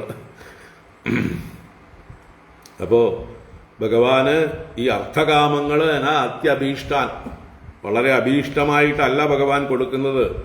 ആളുകൾക്ക് തന്നെ വേണ്ട, നിസ്സാര വസ്തുക്കൾ മതി എന്ന് പറയുമ്പോൾ എന്താപ്പ ചെയ്യുക? ഓരോരുത്തർക്കും വേണ്ടതല്ലേ, അർഹിക്കുന്നതല്ലേ കൊടുക്കാൻ പറ്റുള്ളൂ. തന്നെ തലയിൽ കെട്ടിവെക്കാനൊന്നും പറ്റില്ലല്ലോ. അപ്പൊ അതുകൊണ്ട് തന്നെ ഭഗവാന് വലിയ ഇഷ്ടമുണ്ടായിട്ടൊന്നുമല്ല അർത്ഥകാമങ്ങളെ കൊടുക്കുന്നത്. അഭീഷ്ടമുള്ളതല്ല. എന്നിട്ടും എന്തും കൊടുക്കും. അപ്പൊ പിന്നെ അല്ല, അർത്ഥകാമങ്ങളെ പിന്നെ പറയണോ എന്നാണ് ചോദിക്കുന്നത്. തന്നെ കൊടുക്കുന്നവനാണ് ജഗദ്ഗുരു. ആത്മാനമഭിയച്ഛതി. അപ്പോ ഇവിടെ ദേവി കുചേലനെ പറഞ്ഞയക്കുന്നത് അല്പം അർത്ഥാർത്ഥിയായിട്ട് തന്നെയാണ്. അതാണ് ഇവിടെ. അതിന്റെ കാര്യം പറയേണ്ടതുണ്ടോ? നമ്മൾ പോകുന്ന നിസ്സാര കാര്യത്തിനാണല്ലോ. ഭഗവാൻ തന്നെ നൽകാൻ തയ്യാറാണല്ലോ എന്നിങ്ങനെ പാവം ആ ഗൃഹിണിയായിട്ടുള്ള അമ്മ സൂചിപ്പിക്കുകയാണ്. തൽക്കാലം നമുക്ക് പിടിച്ചു നിൽക്കാനായിട്ട് അല്പം എന്തെങ്കിലും കിട്ടണം. ഭഗവാനെ കണ്ടു കഴിഞ്ഞാൽ ഭൂരി തരും, അല്പമല്ല എന്ന് പറഞ്ഞ് നിർബന്ധിച്ചയക്കുകയാണ്. സയേവം ഭാര്യയാ വിപ്രോ ബഹുശഃ പ്രാർത്ഥിതോ മൃദു അയം ഹി പരമോ ലാഭഃ ഉത്തമ ശ്ലോക ദർശനം ഇതി സഞ്ചിന്യ മനസാഗമനായ മതിം ദദേ അപ്യസ്ത്യുപായനം കിഞ്ചിത് ഗൃഹേ കല്യാണി ദീയതാം. സയേവം ഭാര്യയാ വിപ്രോ ബഹുശഃ പ്രാർത്ഥിതോ മൃദു അയം ഹി പരമോ ലാഭഃ ഉത്തമ ശ്ലോക ദർശനം ഇതി സഞ്ചിന്യ മനസാഗമനായ മതിം ദദേ അപ്യസ്ത്യുപായനം കിഞ്ചിത് ഗൃഹേ കല്യാണി ദീയതാം. സ ഏവം ഭാര്യയാ വിപ്രഃ ബഹുശഃ പ്രാർത്ഥിതോ മൃദുഃ. സഹ വിപ്രഃ, ആ ബ്രാഹ്മണൻ, ഏവം ഇപ്രകാരം ഭാര്യയാ മൃദു ബഹുശഃ പ്രാർത്ഥിതഃ, വളരെ മൃദുവായി വളരെ വിനയത്തോടുകൂടെ ഭർത്താവിനോട് ബഹുശഃ പ്രാർത്ഥിതഃ, ഈ ബ്രാഹ്മണൻ പല പ്രാവശ്യം പ്രാർത്ഥിക്കപ്പെട്ടു. അപ്പൊ ആ ദേവി സുശീലയോ കല്യാണിയോ എന്താണെങ്കിലും ആ ദേവി പല പ്രാവശ്യം ഭർത്താവിനോട് പ്രാർത്ഥിച്ചു. അങ്ങനെ പ്രാർത്ഥിക്കപ്പെട്ടതായിട്ടുള്ള കുചേലൻ ചിന്തിച്ചു. എന്താ ചിന്തിച്ചത്? അയം ഹി പരമോ ലാഭഃ ഉത്തമ ശ്ലോക ദർശനം. എന്തായാലും എൻ്റെ ഭാര്യ എനിക്ക് അനുവാദം തന്നിരിക്കുകയാണ് ദ്വാരകാപുരിയിൽ പോകാനും കൃഷ്ണനെ കാണാനും. അതൊരു സുഹൃതം. അപ്പൊ ഈ യാത്രയുടെ പരമപ്രയോജനം എന്താണ്? അദ്ദേഹം നിശ്ചയിക്കുകയാണ്, ഇതുതന്നെയാണ് പരമലാഭം. അയം ഹി പരമോ ലാഭഃ. എന്താ? ഉത്തമ ശ്ലോക ദർശനം. ശ്ലോകം ചെയ്യുന്നവരിൽ വെച്ച്, ശ്ലോകം ചെയ്യപ്പെടേണ്ടവരിൽ വെച്ച് ഉത്തമനായിരിക്കുന്ന, ഏറ്റവും സ്തുത്യർഹനായ, പൂജാർഹനായ, ബഹുമാന്യനായ ആ ഭഗവാനെ ദർശിക്കാമല്ലോ. ആ ഭഗവാനെ ദർശിക്കൽ തന്നെയാണ് തനിക്കുള്ള പരമപ്രയോജനം. ബാക്കിയുള്ളതും എന്താണെങ്കിലും അത് അതിൻ്റെ പാട്ടില് പ്രസാദം. അല്ലേ, നമ്മൾ ഗുരുവായൂരപ്പനെ കാണാൻ പോകുന്നത് പാൽപ്പായസം കുടിക്കാൻ വേണ്ടിയിട്ടാണോ? ഗുരുവായൂരപ്പനെ കാണലാണ് ഗുരുവായൂരിൽ പോകുന്നതിൻ്റെ മുഖ്യ ലക്ഷ്യം. അത് കഴിഞ്ഞ് വരുമ്പോൾ വെണ്ണയോ പഞ്ചസാരയോ കദളിപ്പഴമോ ചന്ദനമോ അല്ലേ പാൽപ്പായസമോ എന്താഴ്ച സൗകര്യം പോലെ അതിൻ്റെ ഒരു സന്തോഷം വർദ്ധിപ്പിക്കാൻ വേണ്ടി വാങ്ങിക്കുന്നു എന്നേ ഉള്ളൂ. നമ്മൾ ഗുരുവായൂരപ്പനെ കാണാതെ ഈ പ്രസാദമൊക്കെ വാങ്ങിച്ചിട്ട് വരുന്നതിൽ വല്ല സുഖമുണ്ടോ? ചാപ്പാട്ട് രാമന്മാർക്ക് ശരി, അവർക്ക് ഈശ്വര വിശ്വാസമൊന്നുമില്ല, ഭക്തിയൊന്നുമില്ല. എന്തിനാ ഗുരുവായൂരിൽ വന്നത്? പായസം കുടിക്കാൻ. അവർക്ക് അത്ര മാത്രമേ ഉള്ളൂ. അപ്പം അതുപോലെ ഇവിടെ കുചേലൻ ചിന്തിക്കുന്നത് ഭഗവാനിൽ നിന്ന് എന്തെങ്കിലും കിട്ടണം എന്നല്ല, ഭഗവാനെ കാണാമല്ലോ. അതുതന്നെയാണ് തൻ്റെ പരമലാഭം ഈ യാത്രയുടെ. അയം ഹി പരമോ ലാഭ ഉത്തമ ശ്ലോക ദർശനം. അപ്പൊ ആ ഭഗവാനെ ദർശിച്ചു കഴിഞ്ഞാൽ തന്നെ അല്ലേ, സ്വാമിയെ കണ്ടാൽ മോക്ഷം കിട്ടും. നമ്മുടെ ഹൃദയത്തിലെ സകല അന്ധകാരവും നീങ്ങി ആത്മബോധം പ്രകാശിക്കും ആ ഭഗവാനെ ദർശിക്കുന്നതോട് കൂടിയിട്ട്. അതിനു വേണ്ടിയിട്ടാണ് ഭഗവാനെ കാണുന്നത്. ഇതി സഞ്ചിന്യ മനസാ, ആ വിപ്രൻ കുചേലൻ മനസാ ഇതി സഞ്ചിന്യ, മനസ്സുകൊണ്ട് ഇങ്ങനെ ചിന്തിച്ചിട്ട് നിശ്ചയിച്ചിട്ട് ഗമനായ മതിം ദധേ, ഗമിക്കാനായിക്കൊണ്ട് പോകാനായിക്കൊണ്ട് തൻ്റെ മതിയെ ബുദ്ധിയെ ദധേ ധരിച്ചു, ഉറപ്പിച്ചു എന്നർത്ഥം. ഇപ്പൊ തൻ്റെ ബുദ്ധിയെ ധരിച്ചു, ആ പൂ എന്നെ എന്ന് തീരുമാനിച്ചു. പല പ്രാവശ്യമായി ഭാര്യ പറയണു അവളെ സങ്കടപ്പെടുത്തരുത്, അതുകൊണ്ട് തീരുമാനിച്ചു. എന്നിട്ട് തിരിച്ച് ചോദിക്കുകയാണ്, വെറും കൈയോടെ എങ്ങനെയാ പോവുക? അല്ലേ, മഹാത്മാക്കളെ കാണാൻ പോകുമ്പോൾ, ഈശ്വരനെ കാണാൻ പോകുമ്പോൾ, ഗുരുക്കന്മാരെ കാണാൻ പോകുമ്പോൾ, വൃദ്ധന്മാരെ കാണാൻ പോകുമ്പോൾ, കുട്ടികളെ കാണാൻ പോകുമ്പോൾ ഒന്നും വെറും കൈയോടെ പോകരുത് എന്ന് ശാസ്ത്രം. അപ്പോ തിരിച്ച് ചോദിക്കണം, അഭ്യസ്തുപായനം കിഞ്ചിത് ഗൃഹേ കല്യാണി ദീയതാം. ഹേ കല്യാണി, ഹേ മംഗളശീലേ, കല്യാണ ഗുണങ്ങളുള്ളവളെ, നല്ലൊരു ഗൃഹിണിയാണല്ലോ നീ, ഐശ്വര്യം ദേവതയാണല്ലോ നീ, ഇരിക്കുന്ന ഗൃഹത്തില് എന്തെങ്കിലും ഇല്ലാതിരിക്കില്ല. അതുകൊണ്ട് ഹേ കല്യാണി, ഉപായനം കിഞ്ചിത് അസ്ത്യപി ഗൃഹേ, ഈ ഗൃഹത്തില് എന്തെങ്കിലും ഉപായനം എന്ന് പറഞ്ഞാൽ സമ്മാനം, ഭഗവാന് നിവേദിക്കാനായിക്കൊണ്ട് എന്തെങ്കിലും ഒരു സമ്മാനം, കിഞ്ചിത് അസ്ത്യപി, എന്തെങ്കിലും ഉണ്ടോ? അപി എന്നുള്ളത് ഉണ്ടോ എന്നുള്ള വികല്പമാണ്. ഉണ്ടാവാൻ വഴിയില്ല എന്നറിയാം, എന്നാലും കല്യാണി വിചാരിച്ചാൽ എന്തെങ്കിലും ഉണ്ടാവും. ആ അപി എന്നുള്ളത് ആ പ്രയോഗം അങ്ങനെയാണ്. ഉണ്ടെങ്കിൽ, ഗൃഹേ അസ്തി അപി, ഉണ്ടെങ്കിൽ ദിയതാം, നൽകിയാലും. ഉറപ്പിച്ചു പറയുന്നില്ല ഉണ്ട്, ഉള്ളത് തരൂ എന്നല്ല പറയണത്, ഉണ്ടെങ്കിൽ തരൂ. വളരെ അദ്ദേഹവും ആ ഔചിത്യബോധത്തോട് തന്നെ ചോദിക്കുന്നത് അല്ലേ, എടുത്തു വെച്ചത് ഇങ്ങോട്ട് തരൂ എന്നുള്ള മട്ടിലല്ല ചോദിക്കണം. ഒന്നും എടുത്തു വെക്കാൻ ഉണ്ടാവില്ല, എന്നാലും നീ ഒരു കല്യാണി ആയതുകൊണ്ട്, നല്ല ഗുണങ്ങൾ ഉള്ളതുകൊണ്ട്, വീട്ടിൽ അത്യാവശ്യമായിട്ട് ഏതെങ്കിലും അതിഥികൾ എപ്പോഴെങ്കിലും ചാടി വീണാൽ വെറും കൈയോടെ അവരെ പട്ടിണിക്ക് അയക്കാൻ പാടില്ല എന്നുള്ളത് കൊണ്ട് എന്തെങ്കിലും കരുതി കാണും. അവനവൻ പട്ടിണി കിടന്നാലും എന്തെങ്കിലും കരുതുന്നവരാണ് വീട്ടമ്മമാര്, നല്ല അമ്മമാര്. അപ്പൊ അതാണ് ചോദിച്ചതിൻ്റെ താല്പര്യം. എങ്ങനെ ഈശ്വരനെ വെറും കൈയോടെ ചെന്ന് കാണുക അല്ലേ? അപ്പൊ ആരെയൊക്കെ വെറും കൈയോടെ ചെന്ന് കാണരുത്? ഈശ്വര സവിധത്തിൽ പോകുമ്പോൾ, ഗുരുക്കന്മാരുടെ അടുത്തേക്ക് പോകുമ്പോൾ, വൃദ്ധന്മാരുടെ അടുത്തേക്ക് പോകുമ്പോൾ, ഗുരുക്കന്മാരിൽ പെടും മഹാപുരുഷന്മാരൊക്കെ, അതുപോലെ വൃദ്ധന്മാര്, അതുപോലെ കുട്ടികൾ, രാജാവിനെ കാണാൻ പോകുമ്പോഴും എന്തെങ്കിലും ഒരു കാഴ്ച വസ്തുവായിട്ട് പോകുന്നത് രാജാവിനെ പ്രീതിപ്പെടുത്താൻ, സന്തോഷിപ്പിക്കാൻ, പോകുന്ന കാര്യം സാധിക്കാനൊക്കെ അനുഗ്രഹമായിരിക്കും. അപ്പോൾ ആ ഒരു ധർമ്മം ചോദിക്കണം. വെറും കൈയോടെ എങ്ങനെയാ പോവുക? എന്തെങ്കിലും കൊണ്ടുപോകണ്ടേന്ന് അല്ലേ? പണ്ടൊക്കെ ഈ മര്യാദകൾ പാലിച്ചിരുന്നു. ഇന്നോ ഇന്നെല്ലാവരും വെറും കൈയോടെയാണ് പോകുന്നത്. കയ്യിൽ 10 പൈസ പോലും ഉണ്ടാവില്ല. ഉണ്ടെങ്കിൽ ഗൂഗിൾ പേ അല്ലേ, എന്തെങ്കിലും അത്യാവശ്യം വന്നാൽ ഗൂഗിൾ പേ അയക്കാം. യാചിത്വാ ചതുരോ മുഷ്ടീൻ വിപ്രാൻ പൃഥുകതണ്ഡുലാൻ ചൈലഖണ്ഡേന താൻ ബദ്ധ്വാ ഭർത്രേ പ്രാദാദുപായനം.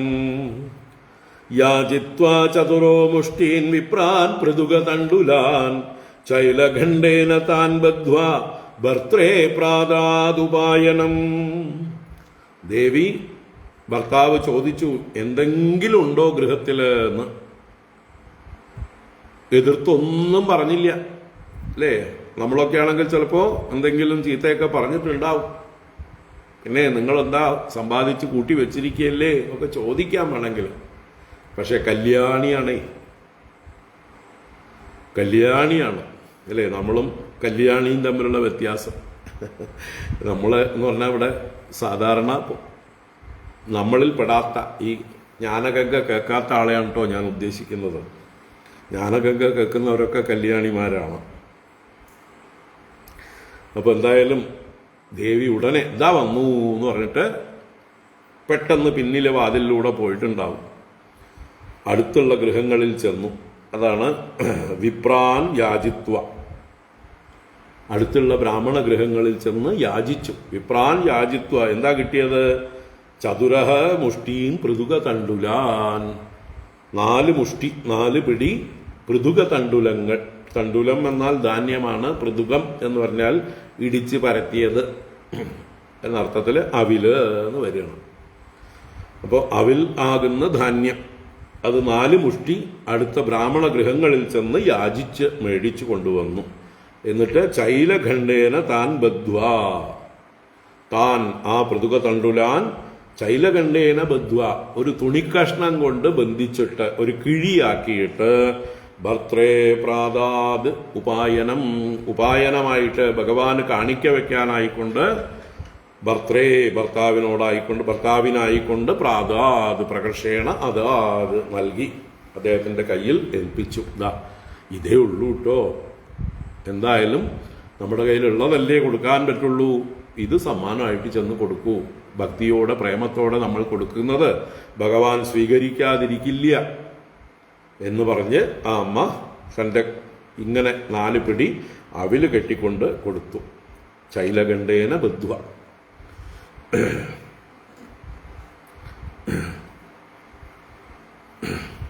അപ്പോ ആ അവില് കൊടുത്തുവിട്ടു. സതാനാദായ വിപ്രാഗ്രഹ പ്രയയൗ ദ്വാരകാം കില കൃഷ്ണസന്ദർശനം മഹ്യം കഥം സ്യാദിതി ചിന്തയൻ. സതാനാദായ വിപ്രാഗ്രഹ പ്രയയൗ ദ്വാരകാം കില കൃഷ്ണസന്ദർശനം മഹ്യം കഥം സ്യാദിതി ചിന്തയൻ.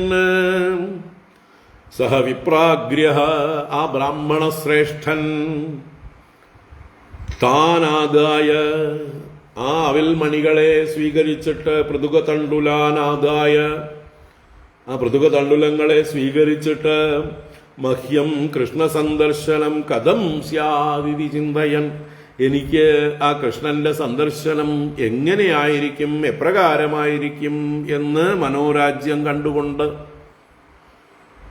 താൻ അല്ലേ കുട്ടിക്കാലത്ത് ഗുരുകുലത്തിൽ വെച്ച് കൂടെ ഉണ്ടായിരുന്നതാണ്. 64 ദിവസം ഒന്നിച്ച് നല്ല സുഹൃത്തുക്കളാണ്. പക്ഷെ അവിടുന്ന് പിരിഞ്ഞതിന് ശേഷം പിന്നെ കണ്ടിട്ടില്ല. അപ്പൊ കൃഷ്ണന്റെ രൂപം ഇപ്പൊ എങ്ങനെയുണ്ടാവും അല്ലേ? ഇന്നത്തെ പോലെ ഫോട്ടോകളും ചിത്രങ്ങളും കൃഷ്ണന്റെ പ്രചരിപ്പിച്ചിട്ടില്ല. ശിവകാശി കലണ്ടറുകളൊന്നും ഇറക്കിയിട്ടില്ല. അപ്പൊ കൃഷ്ണൻ എങ്ങനെ ഇരിക്കും എന്ന് പോലും മനസ്സിൽ ചിന്തിക്കാം. കൃഷ്ണന്റെ രൂപം എങ്ങനെയായിരിക്കും, എത്ര വളർന്നിട്ടുണ്ടാവും,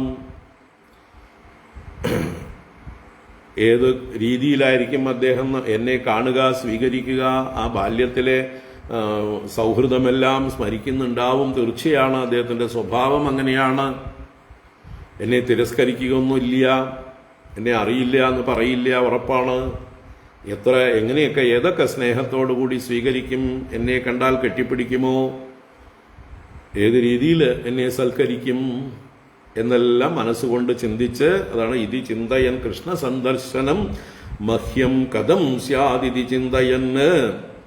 അദ്ദേഹം എന്ത് ചെയ്തു? ദ്വാരകാം പ്രയയൗ കില, ദ്വാരകയിലേക്ക് പ്രയാണം ചെയ്തു അത്രേ. അദ്ദേഹം ദ്വാരകയിലേക്ക് യാത്രയായി.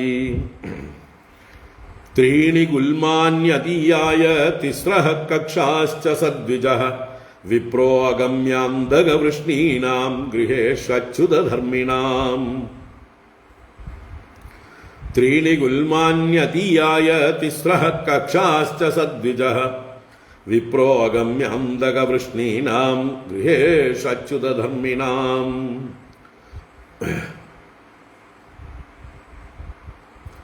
സദ്വിജഃ വിപ്രഃ. ഇവിടെ കുചേലൻ പോകുമ്പോൾ വേറെയും ആരൊക്കെയോ ബ്രാഹ്മണര് ഉണ്ട് തോന്നുന്നു കൂടെ. സദ്വിജഃ എന്നാ പറയുന്നത്. സദ്വിജഃ വിപ്രഃ, ദ്വിജന്മാരോടുകൂടിയ ബ്രാഹ്മണ സഹിതരായ ആ കുചേല ബ്രാഹ്മണൻ. ത്രീണി ഗുൽമാനി തിസ്രഃ കക്ഷാച അതീയായ, അതീയായ അതിക്രമിച്ചിട്ട്. അപ്പൊ എന്തൊക്കെ അതിക്രമിച്ചു? ത്രീണി ഗുൽമാനി, ഗുൽമങ്ങൾ എന്ന് പറഞ്ഞാൽ ബാരിക്കേഡ്സ് അല്ലെങ്കിൽ സൈന്യങ്ങളെ നിർത്തിയിരിക്കുന്ന സ്ഥാനങ്ങളാണ്. ഓരോരോ ഭാഗത്ത് പട്ടാളങ്ങളെ സജ്ജമാക്കി നിർത്തിയിട്ടുണ്ടാവും ശത്രുക്കൾ വരുന്നതിനെ തടയാനായിക്കൊണ്ട്. അപ്പം അങ്ങനെയുള്ള സൈന്യ സന്നാഹങ്ങളോടുകൂടിയ പല ക്യാമ്പുകൾ ഉണ്ടാവും. അതാണ് ഗുൽമങ്ങൾ എന്ന് പറയുന്നത്. ബാരിക്കേഡ്സ് അല്ലെങ്കിൽ എന്താ പറയുക, സൈന്യങ്ങൾ താമസിക്കുന്ന ക്യാമ്പുകൾ, എയ്ഡ് പോസ്റ്റുകൾ എന്നൊക്കെ പറയാം. അങ്ങനെയുള്ള സ്ഥാനങ്ങളെ കടന്നു. തിസ്രഃ കക്ഷാച, 3 കക്ഷകൾ എന്ന് പറഞ്ഞാൽ വിഭാഗങ്ങൾ, വീതികൾ എന്നൊക്കെ പറയാം. റോഡുകൾ അല്ലെങ്കിൽ 3 കോട്ട ആണെങ്കിൽ കോട്ടയുടെ ഓരോ വലിയ കോട്ടകളും ഒരു കക്ഷമാണ്. ഒരു കോട്ട, അത് കഴിഞ്ഞൊരു അതിൻ്റെ അന്തർഭാഗം, അത് കഴിഞ്ഞ് പിന്നൊരു കോട്ട, പിന്നൊരു അന്തർഭാഗം, അങ്ങനെ അങ്ങനെ പോകുമ്പോൾ 3 മതിലുകൾ കടന്നാൽ 3 കക്ഷകൾ കടന്നു. കക്ഷ എന്ന് പറഞ്ഞാൽ വിഭാഗം അല്ലെങ്കിൽ വീതി എന്നർത്ഥത്തിൽ. അങ്ങനെ 3 തെരുവീതികൾ അല്ലേ. ഇപ്പം നമ്മൾ വലിയ വലിയ ഇപ്പോൾ ഗുരുവായൂർ തന്നെ നോക്കിയാൽ ഗുരുവായൂരിൻ്റെ ചുറ്റും ഒരു പ്രദക്ഷിണമുണ്ട്, പുറത്തൊരു പ്രദക്ഷിണ വഴിയുണ്ട്. അതിൻ്റെയും പുറത്ത് മതിൽക്കെട്ടിന് പുറത്തൊരു പ്രദക്ഷിണ വഴിയുണ്ട്. അതിനും പുറത്ത് ഇന്നർ സർക്കിൾ ഉണ്ട്, അതിനും പുറത്ത് ഔട്ടർ സർക്കിൾ ഉണ്ട് അല്ലേ. ഇതുപോലെ എവിടെ പോയാലും കാണാം. മധുരയിൽ പോയാൽ കാണാം. മധുരാപുരിയിൽ മധുരാ ക്ഷേത്രം, തമിഴ്നാട് മധുരയിൽ, അതിൻ്റെ പുറത്ത് അനേക മതിലുകളും ഗോപുരങ്ങളും കവാടങ്ങളും കടന്ന് പുറത്തേക്ക് ഔട്ടർ ഇതിലേക്ക് വരുമ്പോഴേക്കും കുറേ വഴിയുണ്ട്. തൃശ്ശിനാപ്പള്ളിയിലൊക്കെ വലിയ പ്രാകാരങ്ങളാണ്, വലിയ വലിയ മതിലുകളും വലിയ കക്ഷകളുമാണ്. അപ്പം അതുപോലെയുള്ള ആ ദ്വാരകാപുരിയിലെ ഓരോരോ ഘട്ടങ്ങൾ കടന്ന്, ഓരോ കോട്ടവാതിലുകൾ കടന്ന് ഉള്ളിലേക്ക് പ്രവേശിച്ചു എന്നർത്ഥമാണ്. തിസ്ര കക്ഷാശ്ച, 3 കക്ഷകളെയും അതീയായ അതിക്രമിച്ച് അച്യുതധർമ്മിണാം അഗമ്യ അന്തകവൃഷ്ണീനാം ഗൃഹേഷു. അച്യുതധർമ്മികൾ എന്ന് പറഞ്ഞാൽ ഭഗവാനെ തന്നെ ആശ്രയിച്ച് ധർമ്മമനുഷ്ഠിക്കുന്നവർ, അച്യുതനായ ഭഗവാനെ ആരാധിക്കുന്നവർ എന്നൊക്കെ അർത്ഥം. അഗമ്യ അന്തകവൃഷ്ണീന, അഗമ്യന്മാരായ അന്തകവൃഷ്ണികൾ. അഗമ്യന്മാരെന്ന് പറഞ്ഞാൽ കീഴ്പ്പെടുത്താൻ പറ്റാത്ത ശക്തരായിട്ടുള്ളവർ എന്നർത്ഥം. ശക്തന്മാരായിട്ടുള്ള അന്തകവൃഷ്ണിമാരുടെയും ഗൃഹേഷു, ആ ഗൃഹങ്ങളിലൂടെ കടന്നു എന്നർത്ഥം. അവരുടെയൊക്കെ വീടുകൾ കണ്ടു. പുറത്ത്, കോട്ടയ്ക്ക് പുറത്താണ് ഈ പറഞ്ഞ വലിയ വലിയ ശക്തന്മാരായിട്ടുള്ള സേനാനായകന്മാരുടെ അതുപോലെയുള്ള ആളുകളുടെയൊക്കെ ഇതുണ്ടാവും, ഗൃഹങ്ങളൊക്കെ ഉണ്ടാവും. അതിൻ്റെയൊക്കെ നടുവിലൂടെ കടന്നു വന്നു. എന്നിട്ട് ഏറ്റവും ഇന്നർ സർക്കിളിലായിരിക്കും രാജകൊട്ടാരം അല്ലെ, സുധർമ്മ എന്ന സഭ. അതിന് ചുറ്റിയിട്ടായിരിക്കും ഉഗ്രസേന രാജാവിൻ്റെയും വസുദേവരുടെയും മറ്റുള്ള ബലരാമന്റെയും കൃഷ്ണന്റെയും ഒക്കെ ഗൃഹങ്ങൾ. എന്തായാലും അവിടെ ഗൃഹം ജ്യേഷ്ഠസഹസ്രാണാം മഹിഷീണാം ഹരേർദ്വിജഃ വിവേശൈകതമം ശ്രീമദ് ബ്രഹ്മാനന്ദം ഗതോ യഥാ. ഗൃഹം ജ്യേഷ്ഠസഹസ്രാണാം മഹിഷീണാം ഹരേർദ്വിജഃ വിവേശൈകതമം ശ്രീമദ് ബ്രഹ്മാനന്ദം ഗതോ യഥാ. ആ ഹരിയുടെ ഹരേഹേ ദ്യഷ്ടസഹസ്രാണാം മഹിഷീണാം അഷ്ടം 8 ദ്യഷ്ടം 16 സഹസ്രം 1000. അപ്പൊ 16,000 മഹിഷിമാരുടെ ആ ഗൃഹങ്ങളിൽ ഏകതമം അതിലൊന്നിലേക്ക് ശ്രീമത് ഐശ്വര്യപൂർണമായ ലക്ഷ്മീദേവി വസിക്കുന്നതായിട്ടുള്ള ശ്രീമത്തായ ഗൃഹത്തിലേക്ക് ദ്വിജഃ വിവേശ. ആദ്യം കണ്ട 16,008 ഗൃഹങ്ങളിൽ ഒന്നിലേക്ക് പ്രവേശിച്ചു. ദ്വിജഃ വിവേശ. അവിടേക്ക് പ്രവേശിച്ചപ്പോഴോ ബ്രഹ്മാനന്ദം ഗതഃ യഥാ ബഭൂവ. അദ്ദേഹം വൈകുണ്ഠത്തിൽ പ്രവേശിച്ച പോലെ തന്നെ ബ്രഹ്മാനന്ദം പ്രാപിച്ചു. ബ്രഹ്മാനന്ദത്തെ പ്രാപിച്ചവനായി എന്ന പോലെ ഭവിച്ചു എന്നാണ്. അപ്പോ രുക്മിണീ ദേവിയോടുകൂടി ഭഗവാൻ ഇരിക്കുന്ന ലക്ഷ്മി നിവാസം ആയിരിക്കുന്ന ഗൃഹത്തിലേക്ക് പ്രവേശിച്ചു എന്ന് താല്പര്യം. വിവേശൈകതമം ശ്രീമത് ബ്രഹ്മാനന്ദം ഗതോ യഥാ. തം വിലോക്യ അച്യുതോ ദൂരാത് പ്രിയാപര്യംഗമാസ്ഥിതഃ സഹസോത്ഥായ ചാഭ്യേത്യ ദോർഭ്യാം പര്യഗ്രഹീൻ മുദാ. തം വിലോക്യ അച്യുതോ ദൂരാത് പ്രിയാപര്യംഗമാസ്ഥിതഃ സഹസോത്ഥായ ചാഭ്യേത്യ ദോർഭ്യാം പര്യഗ്രഹീൻ മുദാ.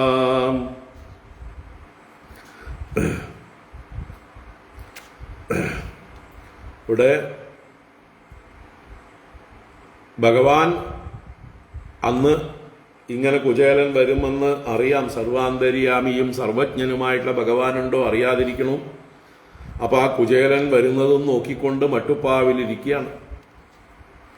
ആ മുകളിൽ തന്നെ തൻ്റെ എന്താ പറയുക അന്തഃപുരത്തിൽ തൻ്റെ പ്രിയയോടുകൂടി താനിരിക്കുന്ന പര്യങ്കം മഞ്ചം, ആ മഞ്ചത്തിൽ പ്രിയാപര്യങ്കം ആസ്ഥിത, പ്രിയാപര്യങ്കത്തിൽ ഇരിക്കുന്നവനായിട്ടുള്ള അച്യുത.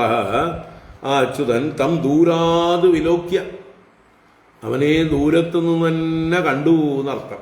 അപ്പൊ ഈ ക്ഷീണിച്ച കുചേലനായ ബ്രാഹ്മണൻ ഇങ്ങനെ വേച്ച് എന്നതുപോലെ വരുന്ന ക്ഷീണിതനായി വരുന്നതായിട്ടുള്ള ഈ ബ്രാഹ്മണനെ ദൂരെ നിന്ന് തന്നെ കണ്ടു. അല്ലെങ്കിൽ തന്നെ ബ്രാഹ്മണ പ്രിയനാണ്, ബ്രഹ്മണ്യനാണ്. അത് ഈ ബ്രാഹ്മണരുടെ അവശത കൂടി കണ്ടു കഴിഞ്ഞാൽ പിന്നെ പറയണ്ട. അതും തൻ്റെ കൂട്ടുകാരനാണെന്ന് സർവജ്ഞനായ ഭഗവാന് അറിയാം. ആ കുചേലനോടുള്ള സ്നേഹവാത്സല്യങ്ങൾ കൊണ്ട് ദൂരത്തിൽ നിന്ന് ഈ പര്യങ്കത്തിലിരുന്നു കൊണ്ട് കണ്ടതായിട്ടുള്ള ഭഗവാൻ എന്ത് ചെയ്തു? സഹസാ ഉത്ഥായ, ദൂരെ നിന്ന് കണ്ടതും പെട്ടെന്ന് ചാടി എഴുന്നേറ്റ്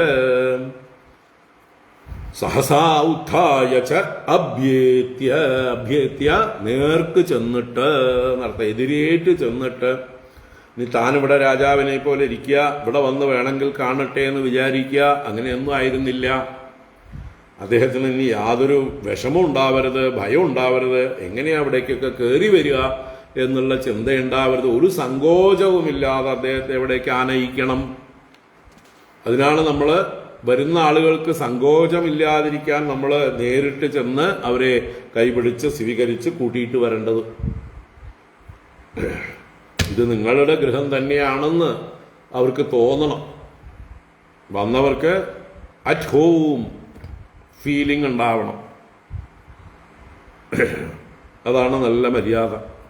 അപ്പൊ അതുപോലെ ഭഗവാൻ ഒരു തരത്തിലുള്ള സങ്കോചവും ഉണ്ടാവാതിരിക്കാൻ ചാടി ഇറങ്ങി ഓടി സഹസാ ഉത്ഥായ ച അഭ്യേത്യ നേർക്ക് ചെന്നിട്ട് ദോർഭ്യാം രണ്ട് കൈകളെ കൊണ്ടും പര്യഗ്രഹീത് മുദാ, മുദാ പര്യഗ്രഹീത് വളരെ സന്തോഷത്തോടുകൂടി പരിഗ്രഹിച്ചു. പരിഗ്രഹിക്കുക, ചേർത്ത് പിടിക്കുക, ആലിംഗനം ചെയ്യുക എന്നൊക്കെ അർത്ഥം. അപ്പൊ രണ്ട് കൈകളെ കൊണ്ടും അണച്ച് ആലിംഗനം ചെയ്തു. പരി എന്ന് പറഞ്ഞാൽ ചുറ്റുക എന്നാണ്. ഗ്രഹിക്കുക, പിടിക്കുക. പരി പ്ലസ് അഗ്രഹീത് പര്യഗ്രഹീത് പാസ്റ്റ് ടെൻസ് ആണ്. നന്നായിട്ട് കെട്ടിപ്പിടിച്ചു, രണ്ട് കൈ കൊണ്ടും ചേർത്ത് പിടിച്ചു. അപ്പോ എന്താ പറയുക, ഇദ്ദേഹം മനോരാജ്യം കണ്ടുകൊണ്ട് എങ്ങനെയായിരിക്കും കൃഷ്ണ സന്ദർശനം മഹ്യം എന്നിങ്ങനെ പല രീതിയിൽ ചിന്തിച്ചു വരുന്ന അദ്ദേഹത്തെ ഞെട്ടിപ്പിച്ചുകൊണ്ട് എന്ന് പറയുക അല്ലെ. അദ്ദേഹം ഒട്ടും പ്രതീക്ഷിക്കാത്ത രീതിയിലൊക്കെയാണ് ഇവിടെ ഭഗവാൻ ഓടി വരുന്നതും ആലിംഗനം ചെയ്യുന്നതും ഒക്കെ. ഇത്രയൊന്നും പ്രതീക്ഷിച്ചിട്ടുണ്ടാവില്ല. എന്തായാലും ഭഗവാൻ അത് നന്നായിട്ട് തന്നെ മര്യാദ ചെയ്തു. ആ കൂട്ടുകാരനോടുള്ള സ്നേഹം പ്രകടിപ്പിച്ചു. അദ്ദേഹത്തിന് യാതൊരു തരത്തിലുള്ള സങ്കോചവും ഉണ്ടാവാതിരിക്കാൻ പ്രത്യേകം ശ്രദ്ധിച്ചു. സഖ്യുഹോ പ്രിയസ്യ വിപ്രർഷേഃ അംഗസംഗാദി നിർവൃതഃ പ്രീതോ വ്യമുഞ്ചതബിന്ദൂൻ നേത്രാഭ്യാം പുഷ്കരേക്ഷണഃ. സഖ്യുഹു പ്രിയസ്യ വിപ്രർഷേഃ അംഗസംഗാദി നിർവൃതഃ പ്രീതോ വ്യമുഞ്ചതബിന്ദൂൻ നേത്രാഭ്യാം പുഷ്കരേക്ഷണഃ. അപ്പോ പ്രിയസ്യ വിപ്രർഷേഃ സഖ്യുഹു അംഗസംഗ അതിനിർവൃതഃ. തൻ്റെ സഖ്യു സഖാവിൻ്റെ തൻ്റെ കൂട്ടുകാരൻ്റെ അദ്ദേഹം പ്രിയസ്യ പ്രേമത്തിന് പാത്രമായിട്ടുള്ളവൻ, തനിക്ക് അത്യന്തം പ്രിയനായിരിക്കുന്ന വിപ്രർഷേഹെ ആ ബ്രാഹ്മണ ശ്രേഷ്ഠന്റെ ഋഷിതുല്യനായ ബ്രാഹ്മണന്റെ അംഗസംഗ അതിനിർവൃത കുചേലന്റെ അംഗവുമായിട്ട് തനിക്ക് സംഘമുണ്ടായപ്പോൾ ആർക്കവിടെ നിർവൃതി ഉണ്ടായത്? ഭഗവാന് നിർവൃതി ഉണ്ടായി എന്നാ. ഭഗവാൻ എന്തെന്നില്ലാതെ പുളകിതനായി. ആ കുചേലനെ ആലിംഗനം ചെയ്തപ്പോൾ അധികം സന്തോഷിച്ചത് ഭഗവാനാണെന്ന. അംഗസംഗ അതിനിർവൃത. എന്നിട്ടോ പ്രീത പരമസന്തോഷത്തോടുകൂടി പ്രേമത്തോടുകൂടിയിട്ട് ആ പുഷ്കരേക്ഷണ ആ താമര പോലെ വികസിച്ച കണ്ണുകളോടുകൂടിയവൻ അല്ലെ. കൂട്ടുകാരനെ കണ്ടപ്പോൾ അല്ലെങ്കിൽ തന്നെ താമര കണ്ണനാണ്. ഒന്നുകൂടെ കണ്ണുകൾ സന്തോഷം കൊണ്ട് വികസിച്ചു. അങ്ങനെ വികസിച്ച കണ്ണുകളോടുകൂടിയ അദ്ദേഹം നേത്രാഭ്യാം അബിന്ദൂൻ വ്യമുഞ്ചത്. അബിന്ദൂൻ എന്ന് പറഞ്ഞാൽ അപ്പിന്റെ തുള്ളികളെ, അപ്പൊ വെള്ളം. അപ്പൊ കണ്ണിൽ നിന്നുള്ള നേത്രങ്ങളിൽ നിന്നുള്ള വെള്ളത്തെ അദ്ദേഹം മോചിപ്പിച്ചു എന്ന് പറഞ്ഞാൽ കണ്ണിൽ നിന്ന് ആനന്ദാശ്രുക്കൾ പൊഴിച്ചു അല്ലേ. അദ്ദേഹം വേറെ ഒരിക്കലും കരഞ്ഞിട്ടില്ലാത്ത ചെന്താമര കണ്ണൻ ഇവിടെ തൻ്റെ സുഹൃത്തിനെ കണ്ടതായിട്ടുള്ള ആ സന്തോഷാധിക്യം കൊണ്ടുള്ളതായിട്ടുള്ള ആനന്ദാശ്രുക്കളാണ് പൊഴിച്ചത്. പ്രീതോ വ്യമുഞ്ചത ബിന്ദൂൻ നേത്രാഭ്യാം പുഷ്കരേക്ഷണഃ അധോപവേശ്യ പര്യങ്കേ സ്വയം സഖ്യു സമർഹണം ഉപഹൃത്യ അവനിജ്യാസ്യ പാദൗ പാദാവനേ ജനീഃ അഗ്രഹീത് ശിരസാ രാജൻ ഭഗവാൻ ലോകപാവനഃ വ്യലിംബത് ദിവ്യഗന്ധേന ചന്ദനാഗരുകുങ്കുമൈഃ. അധോപവേശ്യ പര്യങ്കേ സ്വയം സഖ്യു സമർഹണം ഉപഹൃത്യ അവനിജ്യസ്യ പാദൗ പാദാവനേ ജനീഃ അഗ്രഹീത് ശിരസാ രാജൻ ഭഗവാൻ ലോകപാവനഃ വ്യലിംബത് ദിവ്യഗന്ധേന ചന്ദനാഗരുകുങ്കുമൈഃ. അഥാനന്തരം പര്യങ്കേ ഉപവേശ്യ ആ താനിരുന്ന പര്യങ്കത്തിലേക്ക് പ്രവേശിപ്പിച്ചു, ഇരുത്തി. ഉപവിശ എന്ന് പറഞ്ഞാൽ ഇരുന്നാലും ഇരിക്കുക എന്നൊക്കെ. ഉപവിശതി ഇരിക്കുന്നു. ഇവിടെ ഉപവിശ്യ ഇരുത്തിയിട്ട് പിടിച്ചിരുത്തി തന്റെ പര്യങ്കത്തിലേക്ക്. എന്നിട്ട് സഖ്യുഹു ആ സഖാവിന് കൂട്ടുകാരന് സ്വയം സമർഹണം ഉപഹൃത്യ താൻ തന്നെ ആ സമർഹണത്തെ അഥവാ പൂജാദ്രവ്യങ്ങളെ ഉപഹരിച്ചിട്ട് അസ്യ പാദൗ അവനിജ്യ അവന്റെ പാദങ്ങളെ ബ്രാഹ്മണന്റെ പാദങ്ങളെ അവനേജനം ചെയ്തിട്ട് നേജനം ചെയ്യുക എന്ന് പറഞ്ഞാൽ കഴുകലാണ്. അവനേജനം നന്നായി കഴുകിയിട്ട് പാദങ്ങളെ നന്നായി കഴുകിയിട്ട്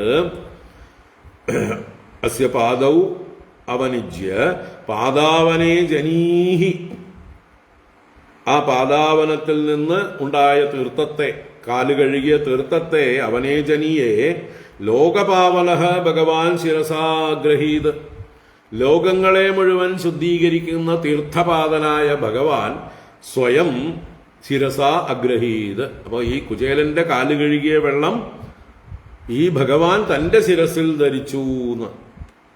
ആ ഇദ്ദേഹത്തിന്റെ കാലിലെ പൂഴിയെല്ലാം അഴുക്കെല്ലാം ഉള്ള വെള്ളം തന്നെ പവിത്രീകരിക്കട്ടെ എന്ന് കരുതിക്കൊണ്ട് ഭഗവാൻ തന്റെ ശിരസിൽ ധരിച്ചു. ഇത് ലോകത്തിന് മുഴുവൻ കാണിച്ചു കൊടുക്കുകയാണ്. അപ്പൊ അങ്ങനെ പാദതീർത്ഥത്തെ ലോകപാവനനായ ഭഗവാൻ ശിരസാഗ്രഹീത്. എന്നിട്ട് ചന്ദന അഗരു കുങ്കുമൈഹി ദിവ്യഗന്ധേന വ്യലിംബത് വിലേപനം ചെയ്തു. വിലേപനം ചെയ്യുക, വിശേഷേണ ലേപനം ചെയ്യുക, തേച്ചു കൊടുക്കുക. എന്തൊക്കെ? ചന്ദനം, അഗരു, കുങ്കുമം മുതലായത്. അപ്പോൾ അഗരു എന്നുള്ളതും ഒരു സുഗന്ധദ്രവ്യം, കുങ്കുമപ്പൂ ഒരു സുഗന്ധദ്രവ്യം. ഇതിൻ്റെയൊക്കെ ക്രീമുകളെ അദ്ദേഹത്തിന്റെ പാദത്തിൽ ലേപനം ചെയ്ത് പൂജിച്ചു എന്നർത്ഥം. അപ്പോ ലോകത്തിന് ഭഗവാൻ മാതൃക കാണിക്കുകയാണ്. നിങ്ങൾക്ക് ശ്രേയസ് വേണോ, ക്ഷേമം വേണോ, ഇതുപോലെയുള്ള മഹാത്മാക്കളെ, ബ്രാഹ്മണോത്തമന്മാരെ പൂജിച്ച് അവരുടെ പാദധൂളി ശിരസിൽ ധരിക്കൂ. അവരുടെ കാല് കഴുകിയ വെള്ളം ശിരസാ ധരിക്കൂ. ഈ മഹാത്മാക്കൾ, പുണ്യാത്മാക്കൾ, അവർ ചെയ്ത പുണ്യം നമ്മൾക്കും പകർന്നു കിട്ടും എന്ന് ഭഗവാൻ ലോകത്തിന് മാതൃക കാണിച്ചുകൊണ്ട് തന്റെ പര്യങ്കത്തിൽ ബലമായി അദ്ദേഹത്തെ പിടിച്ചിരുത്തി താൻ തന്നെ ഈ പൂജയെല്ലാം ചെയ്തു എന്നർത്ഥം. അപ്പോൾ സമർഹണം ഉപഹൃത്യ എന്ന് പറയുന്നത്, സമർഹണം പൂജാദ്രവ്യങ്ങളെ ഉപഹാരം ചെയ്തിട്ട്. അപ്പോൾ ഇതാണ് ഒരാൾ നമ്മുടെ മഹാത്മാക്കളൊക്കെ വരുമ്പോൾ പൂർണ്ണകുംഭം, അതുപോലെ പഴങ്ങളൊക്കെ ഉള്ള താലം, സഫലമായിട്ടുള്ള താലം, നിങ്ങളുടെ വരവ് ഞങ്ങൾക്ക് സാഫല്യത്തെ നൽകുന്നു എന്ന് സൂചിപ്പിക്കലാണ് ഈ സഫലം. സഫലം എന്ന് പറഞ്ഞാൽ ബലേന സഹ, പഴം ഫലമാണ്. അത് മറ്റൊരു ഫലത്തിന്റെ പ്രതീകമാണ്. ഏത് ഫലം? ഇവർ വന്നത് സഫലമായി, ധന്യമായി, പ്രയോജനമുള്ളതായി, ഫ്രൂട്ട്ഫുൾ എന്ന് പറയില്ല, ആ ഫ്രൂട്ട്ഫുള്ളായി നിങ്ങളുടെ ദർശനം, നിങ്ങൾ വന്നത്, അതിന്റെ പ്രതീകാത്മകമായിട്ടാണ് ഈ ഫലം കൊടുക്കുന്നത്. സഫലം ഫലേന സഹ പൂജ, പഴങ്ങളോടുകൂടെ സ്വീകരിക്കുക. അപ്പൊ തട്ടിൽ പഴം വെച്ച് അവർക്ക് സമർപ്പിക്കും. ഇതൊക്കെ മര്യാദകളാണ്. അപ്പൊ അങ്ങനെ ആ ഉപഹാരങ്ങളോടുകൂടി സ്വീകരിച്ച് കാല് കഴുകിയ തീർത്ഥം സ്വയം ശിരസാധരിച്ചു. ചന്ദനം, അഗരു മുതലായ ഗന്ധങ്ങളെ, ദിവ്യഗന്ധങ്ങളെയെല്ലാം അദ്ദേഹത്തിന്റെ ശരീരത്തിൽ അല്ലെങ്കിൽ പാദങ്ങളിൽ തേച്ചു കൊടുത്തു. ദിവ്യഗന്ധേന വ്യലിംബത്, ദിവ്യഗന്ധം കൊണ്ട് വിലേപനം ചെയ്തു. ധൂപൈ സുരഭിർമിത്രം പ്രദീപാവലിഭിർമുദ അർച്ചിത്വാ വേദ്യതാംബൂലം ഗാം ച സ്വാഗതമബ്രവീത്. ധൂപൈ സുരഭിർമിത്രം പ്രദീപാവലിഭിർമുദ അർച്ചിത്വാ വേദ്യതാംബൂലം ഗാം ച സ്വാഗതമബ്രവീത്. സുരഭിഭിഹി ധൂപൈഹി, സുരഭിയായിരിക്കുന്ന ധൂപങ്ങളെ കൊണ്ട്, സുരഭി നല്ല ഗന്ധമുള്ളത്, നല്ല സുഗന്ധമുള്ളതായിട്ടുള്ള ധൂപം കൊണ്ടും, പ്രദീപാവലിഭിഹി നല്ലതുപോലെ ദീപങ്ങളെ കൊണ്ടും, ദീപാവലികളെ കൊണ്ടും, മുദാമിത്രം അർച്ചിത്വാ മോദപൂർവം ആ സുഹൃത്തിനെ പൂജിച്ചിട്ട്, താംബൂലം ഗാം ച ആവേദ്യ, താംബൂലം എന്ന് പറയുമ്പോൾ മംഗളദ്രവ്യമായിട്ടുള്ള വെറ്റില, അടയ്ക്ക മുതലായത് സുഗന്ധദ്രവ്യങ്ങളോടുകൂടി കൊടുക്കുക. അപ്പൊ താംബൂലം കൊടുക്കണമെങ്കിൽ അതിന് മുമ്പ് ഭക്ഷണം, നിവേദ്യം കൊടുക്കണം. അതും കൊടുത്തു എന്നർത്ഥം. നിവേദ്യവും സമർപ്പിച്ച് താംബൂലവും സമർപ്പിച്ച് ഗാം ച ആവേദ്യ, ഗാം പശുവിനെയും, ഒരു പശുവിനെയും സമർപ്പിച്ച് സ്വാഗതം അബ്രവീത്, സ്വാഗതത്തെ പറഞ്ഞു. അപ്പൊ ഈ പശുവിനെ കൊടുക്കുന്നത് പണ്ടത്തെ മര്യാദയാണ്. ഗൃഹത്തിൽ അതിഥികൾ, ബ്രാഹ്മണരൊക്കെ വന്നു കഴിഞ്ഞാൽ അവര് പോകുന്നത് വരയ്ക്കുള്ള പശുവിന്റെ പാല്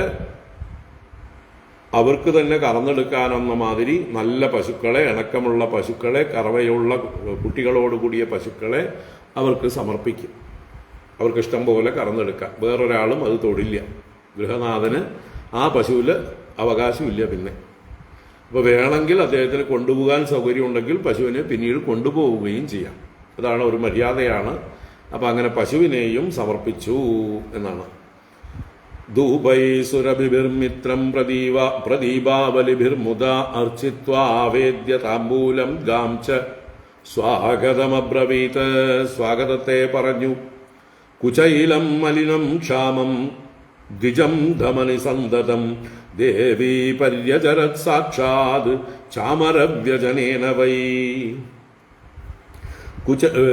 കുചൈലം മലിനം ക്ഷാമം ദ്വിജം ധമനി സന്തതം ദേവീ പര്യചരത് സാക്ഷാത് ചാമരവ്യജനേന വൈ.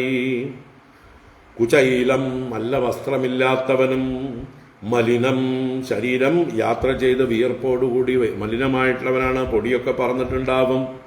ക്ഷാമം ക്ഷീണിച്ചവനും ശരീരം ക്ഷയിച്ചവനും അതികൃശരീരനും ധമനി സന്തതം എല്ലായിടത്തും രക്തധമനികളൊക്കെ തെളിഞ്ഞു കാണാം അല്ലേ? എത്ര ധമനികളുണ്ട്, ഏതൊക്കെ വഴിക്ക് പോയിട്ടുണ്ട് എന്ന് വ്യക്തമായി കാണുന്ന ധമനി സന്തതം. ദ്വിജം ആ ബ്രാഹ്മണനെ സാക്ഷാത് ദേവി, ഇവിടെ ലക്ഷ്മി ദേവി തന്നെ രുക്മിണി രൂപത്തിൽ ചാമരവ്യജനേന പര്യചരത് വൈ. ചാമരവ്യജനേന വെഞ്ചാമരമാകുന്ന വീശറി കൊണ്ട് പര്യചരത് പരിചരിച്ചു. അപ്പൊ അദ്ദേഹത്തിന്റെ ക്ഷീണം തീർക്കാനായിക്കൊണ്ട് സാക്ഷാൽ ലക്ഷ്മീ ദേവിയായ രുക്മിണീ ദേവി തന്നെ വീശിക്കൊടുത്തു.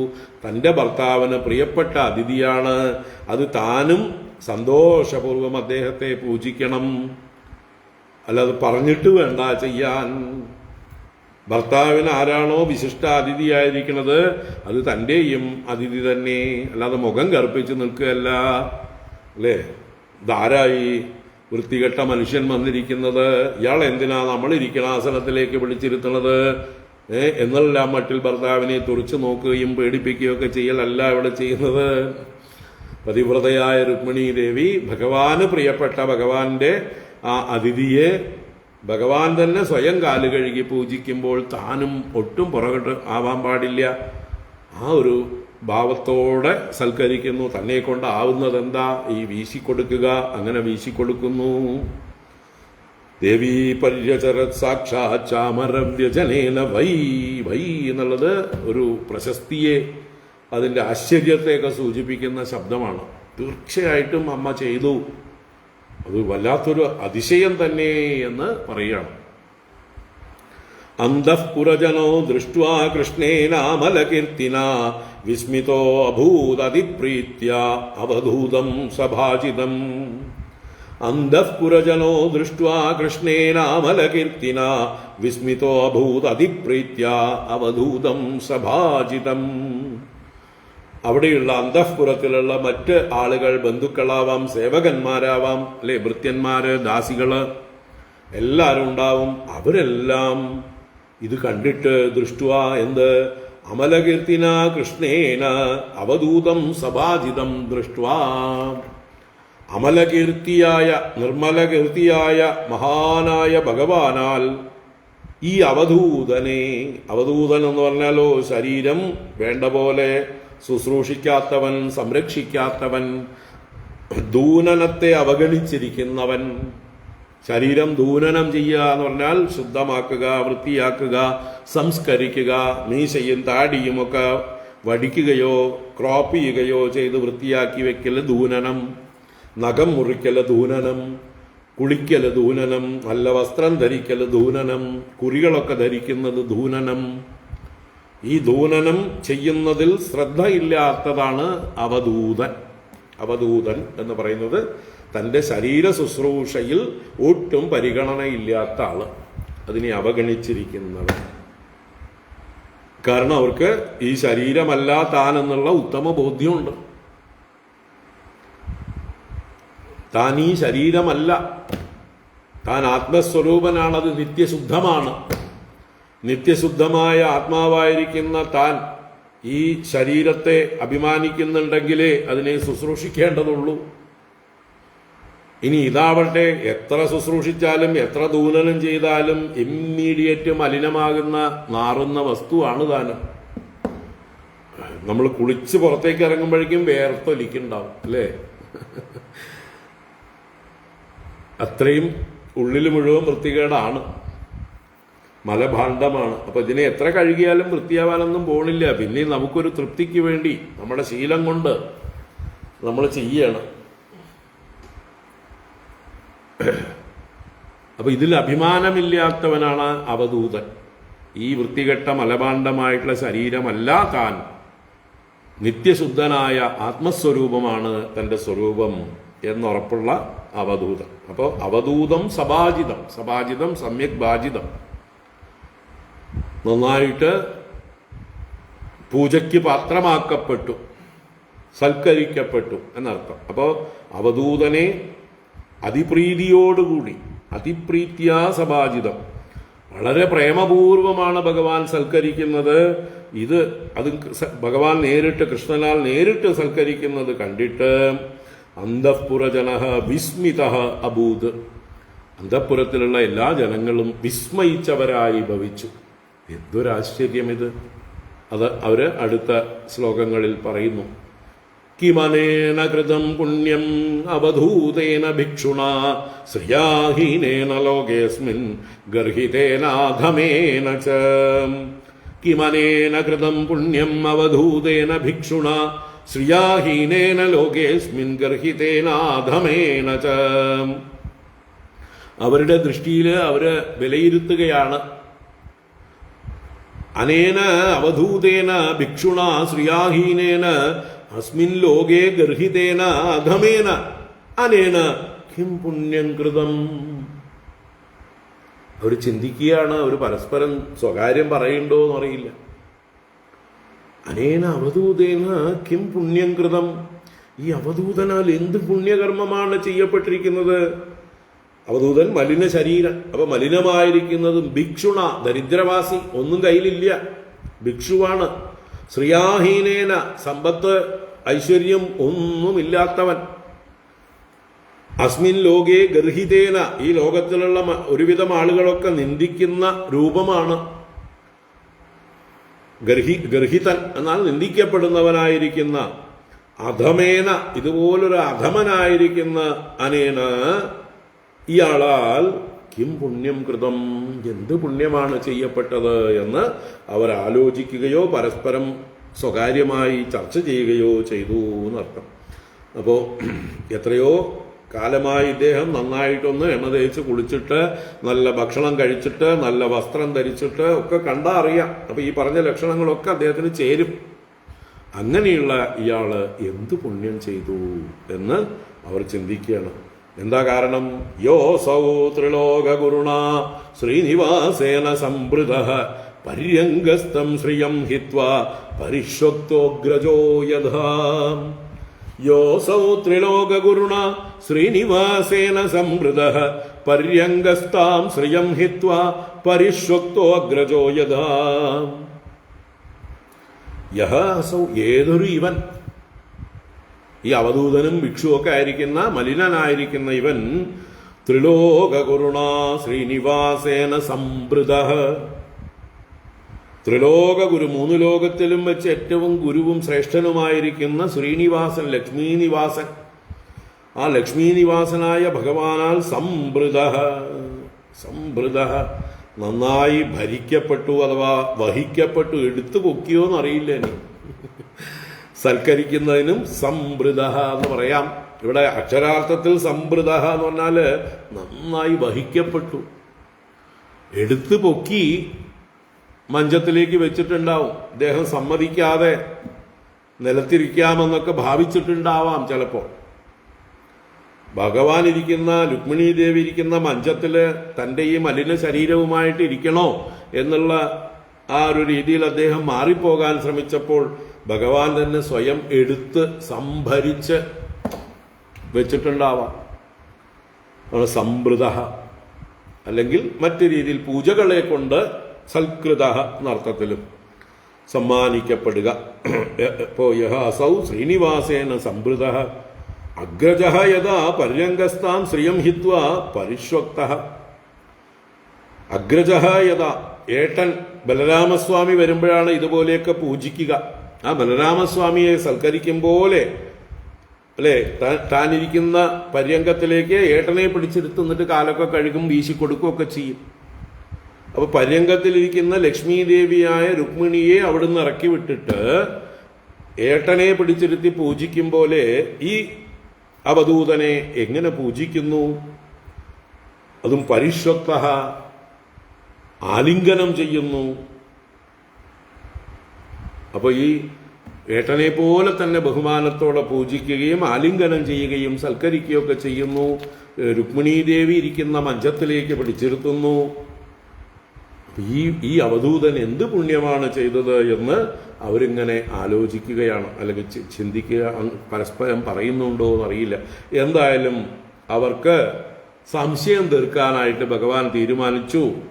അതുകൊണ്ട് തന്നെ ഭഗവാൻ കുചേലനോട് പൂർവ ആശ്രമത്തിലെ അഥവാ ബ്രഹ്മചര്യ ആശ്രമത്തിലെ ഗുരുകുലവാസക്കാലത്തെ കഥകളെ കുറിച്ച് പറയാൻ തുടങ്ങി.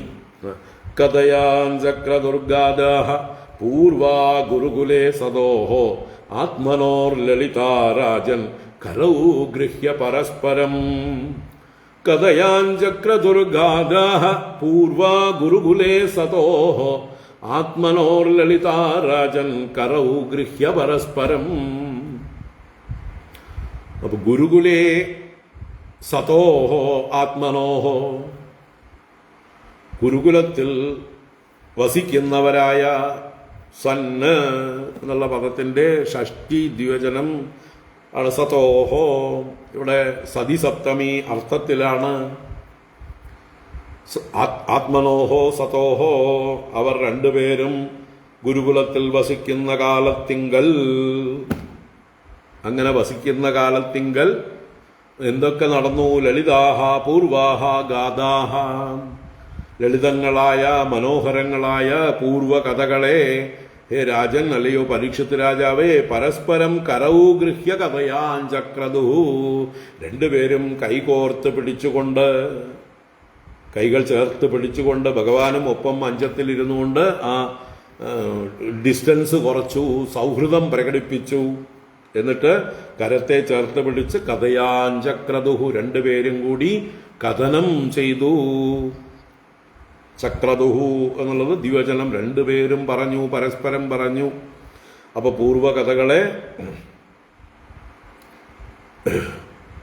പറയാൻ തുടങ്ങി. ഒപ്പത്തിനൊപ്പം കൈപിടിച്ച് ഇരുത്തിയിട്ട് ഭഗവാൻ യാതൊരു ഭേദഭാവനയും കാണിക്കാതെ, ഒരു തരത്തിലും അദ്ദേഹത്തിനൊരു സങ്കോചവും തോന്നാതിരിക്കാൻ ഒപ്പം മഞ്ചത്തിലിരുന്ന് കൈപിടിച്ച് ചേർത്ത് പിടിച്ച് ആ കഥകളെ പറയാൻ തുടങ്ങി. അപ്പോ ഇനി അവർ തമ്മിലുള്ള സംഭാഷണം ആരംഭിക്കുന്നു. ഭഗവാൻ തുടങ്ങി വെക്കുന്നു. ഭഗവാൻ ഗുരുകുലത്തിൽ വസിച്ച കാലത്തെ നല്ല ദിവസങ്ങളെ ഓർക്കുകയാണ്. നമുക്ക് നാളെ വൈകുന്നേരം നോക്കാം. നാളെ രാവിലെ ഇല്ല, ക്ലാസ് ഇല്ല. നാളെ രാവിലെ എന്താണ്, നെല്ലുവായ ധന്വന്തരി ക്ഷേത്രത്തിൽ ഒരു പ്രോഗ്രാമുണ്ട് 10 മണിക്ക്. ഇവിടുന്ന് ഒരു 7-7:30 പോകണം. ആരെങ്കിലും നെല്ലുവായ, കുന്നംകുളം, വടക്കാഞ്ചേരി പരിസരത്തുള്ളവർക്ക് വേണമെങ്കിൽ വരാം. നെല്ലുവായ ധന്വന്തരി ക്ഷേത്രം. അവിടെ ഒരു 30 അടി ഉയരമുള്ള ഒരു പ്രതിമ സ്ഥാപിച്ചതിൻ്റെ 1ാം വാർഷികം. അതിനോടനുബന്ധിച്ച് ചില ചടങ്ങുകൾ, ഗംഗാജലം കൊണ്ട് അഭിഷേകം, അത് ഞങ്ങൾ ചെയ്യണം, സന്യാസിമാർ ചെയ്യണം എന്ന് പറഞ്ഞിട്ട് ഒരു 7 സന്യാസിമാരെ അവർ ക്ഷണിച്ചിട്ടുണ്ട്. അപ്പോൾ ഞങ്ങളാണത് ചെയ്യുന്നത്. അത് കഴിഞ്ഞിട്ട് സത്സംഗവും യതിപൂജയും ഈ 7 സന്യാസിമാർക്ക് അവർ പാദപൂജയൊക്കെ ചെയ്യുന്നു. അപ്പോൾ വരാൻ പറ്റുന്നവർ വന്നോളൂ. നെല്ലുവായ ധന്വന്തരി ക്ഷേത്രം. കേരളത്തിലെ ധന്വന്തരി ക്ഷേത്രങ്ങൾ അപൂർവമാണ്. ചേർത്തല മരുത്തോർ വട്ടം ധന്വന്തരി ക്ഷേത്രമുണ്ട്. തൃശ്ശൂരിലെ പെരിങ്ങാവ് ധന്വന്തരി ക്ഷേത്രമുണ്ട്. അതുപോലെ വേറെയും ഉണ്ട്. പ്രശസ്തങ്ങളായത് ഇതൊക്കെയാണ്. അതിൽ ഏറ്റവും പ്രശസ്തമാണ് നെല്ലുവായ. ആർക്കെങ്കിലും വരാൻ പറ്റുമെങ്കിൽ വന്നോളൂ. ഇപ്പോൾ നാളെ വൈകുന്നേരം തിരിച്ചെത്തിയാൽ ക്ലാസ് എടുക്കാം. ഓം കായേന വാചാ മനസേന്ദ്രിയൈർവാ ബുദ്ധ്യാത്മനാ വാ പ്രകൃതേ സ്വഭാവാത് കരോമി യദ്യത് സകലം പരസ്മൈ നാരായണായേതി സമർപ്പയാമി.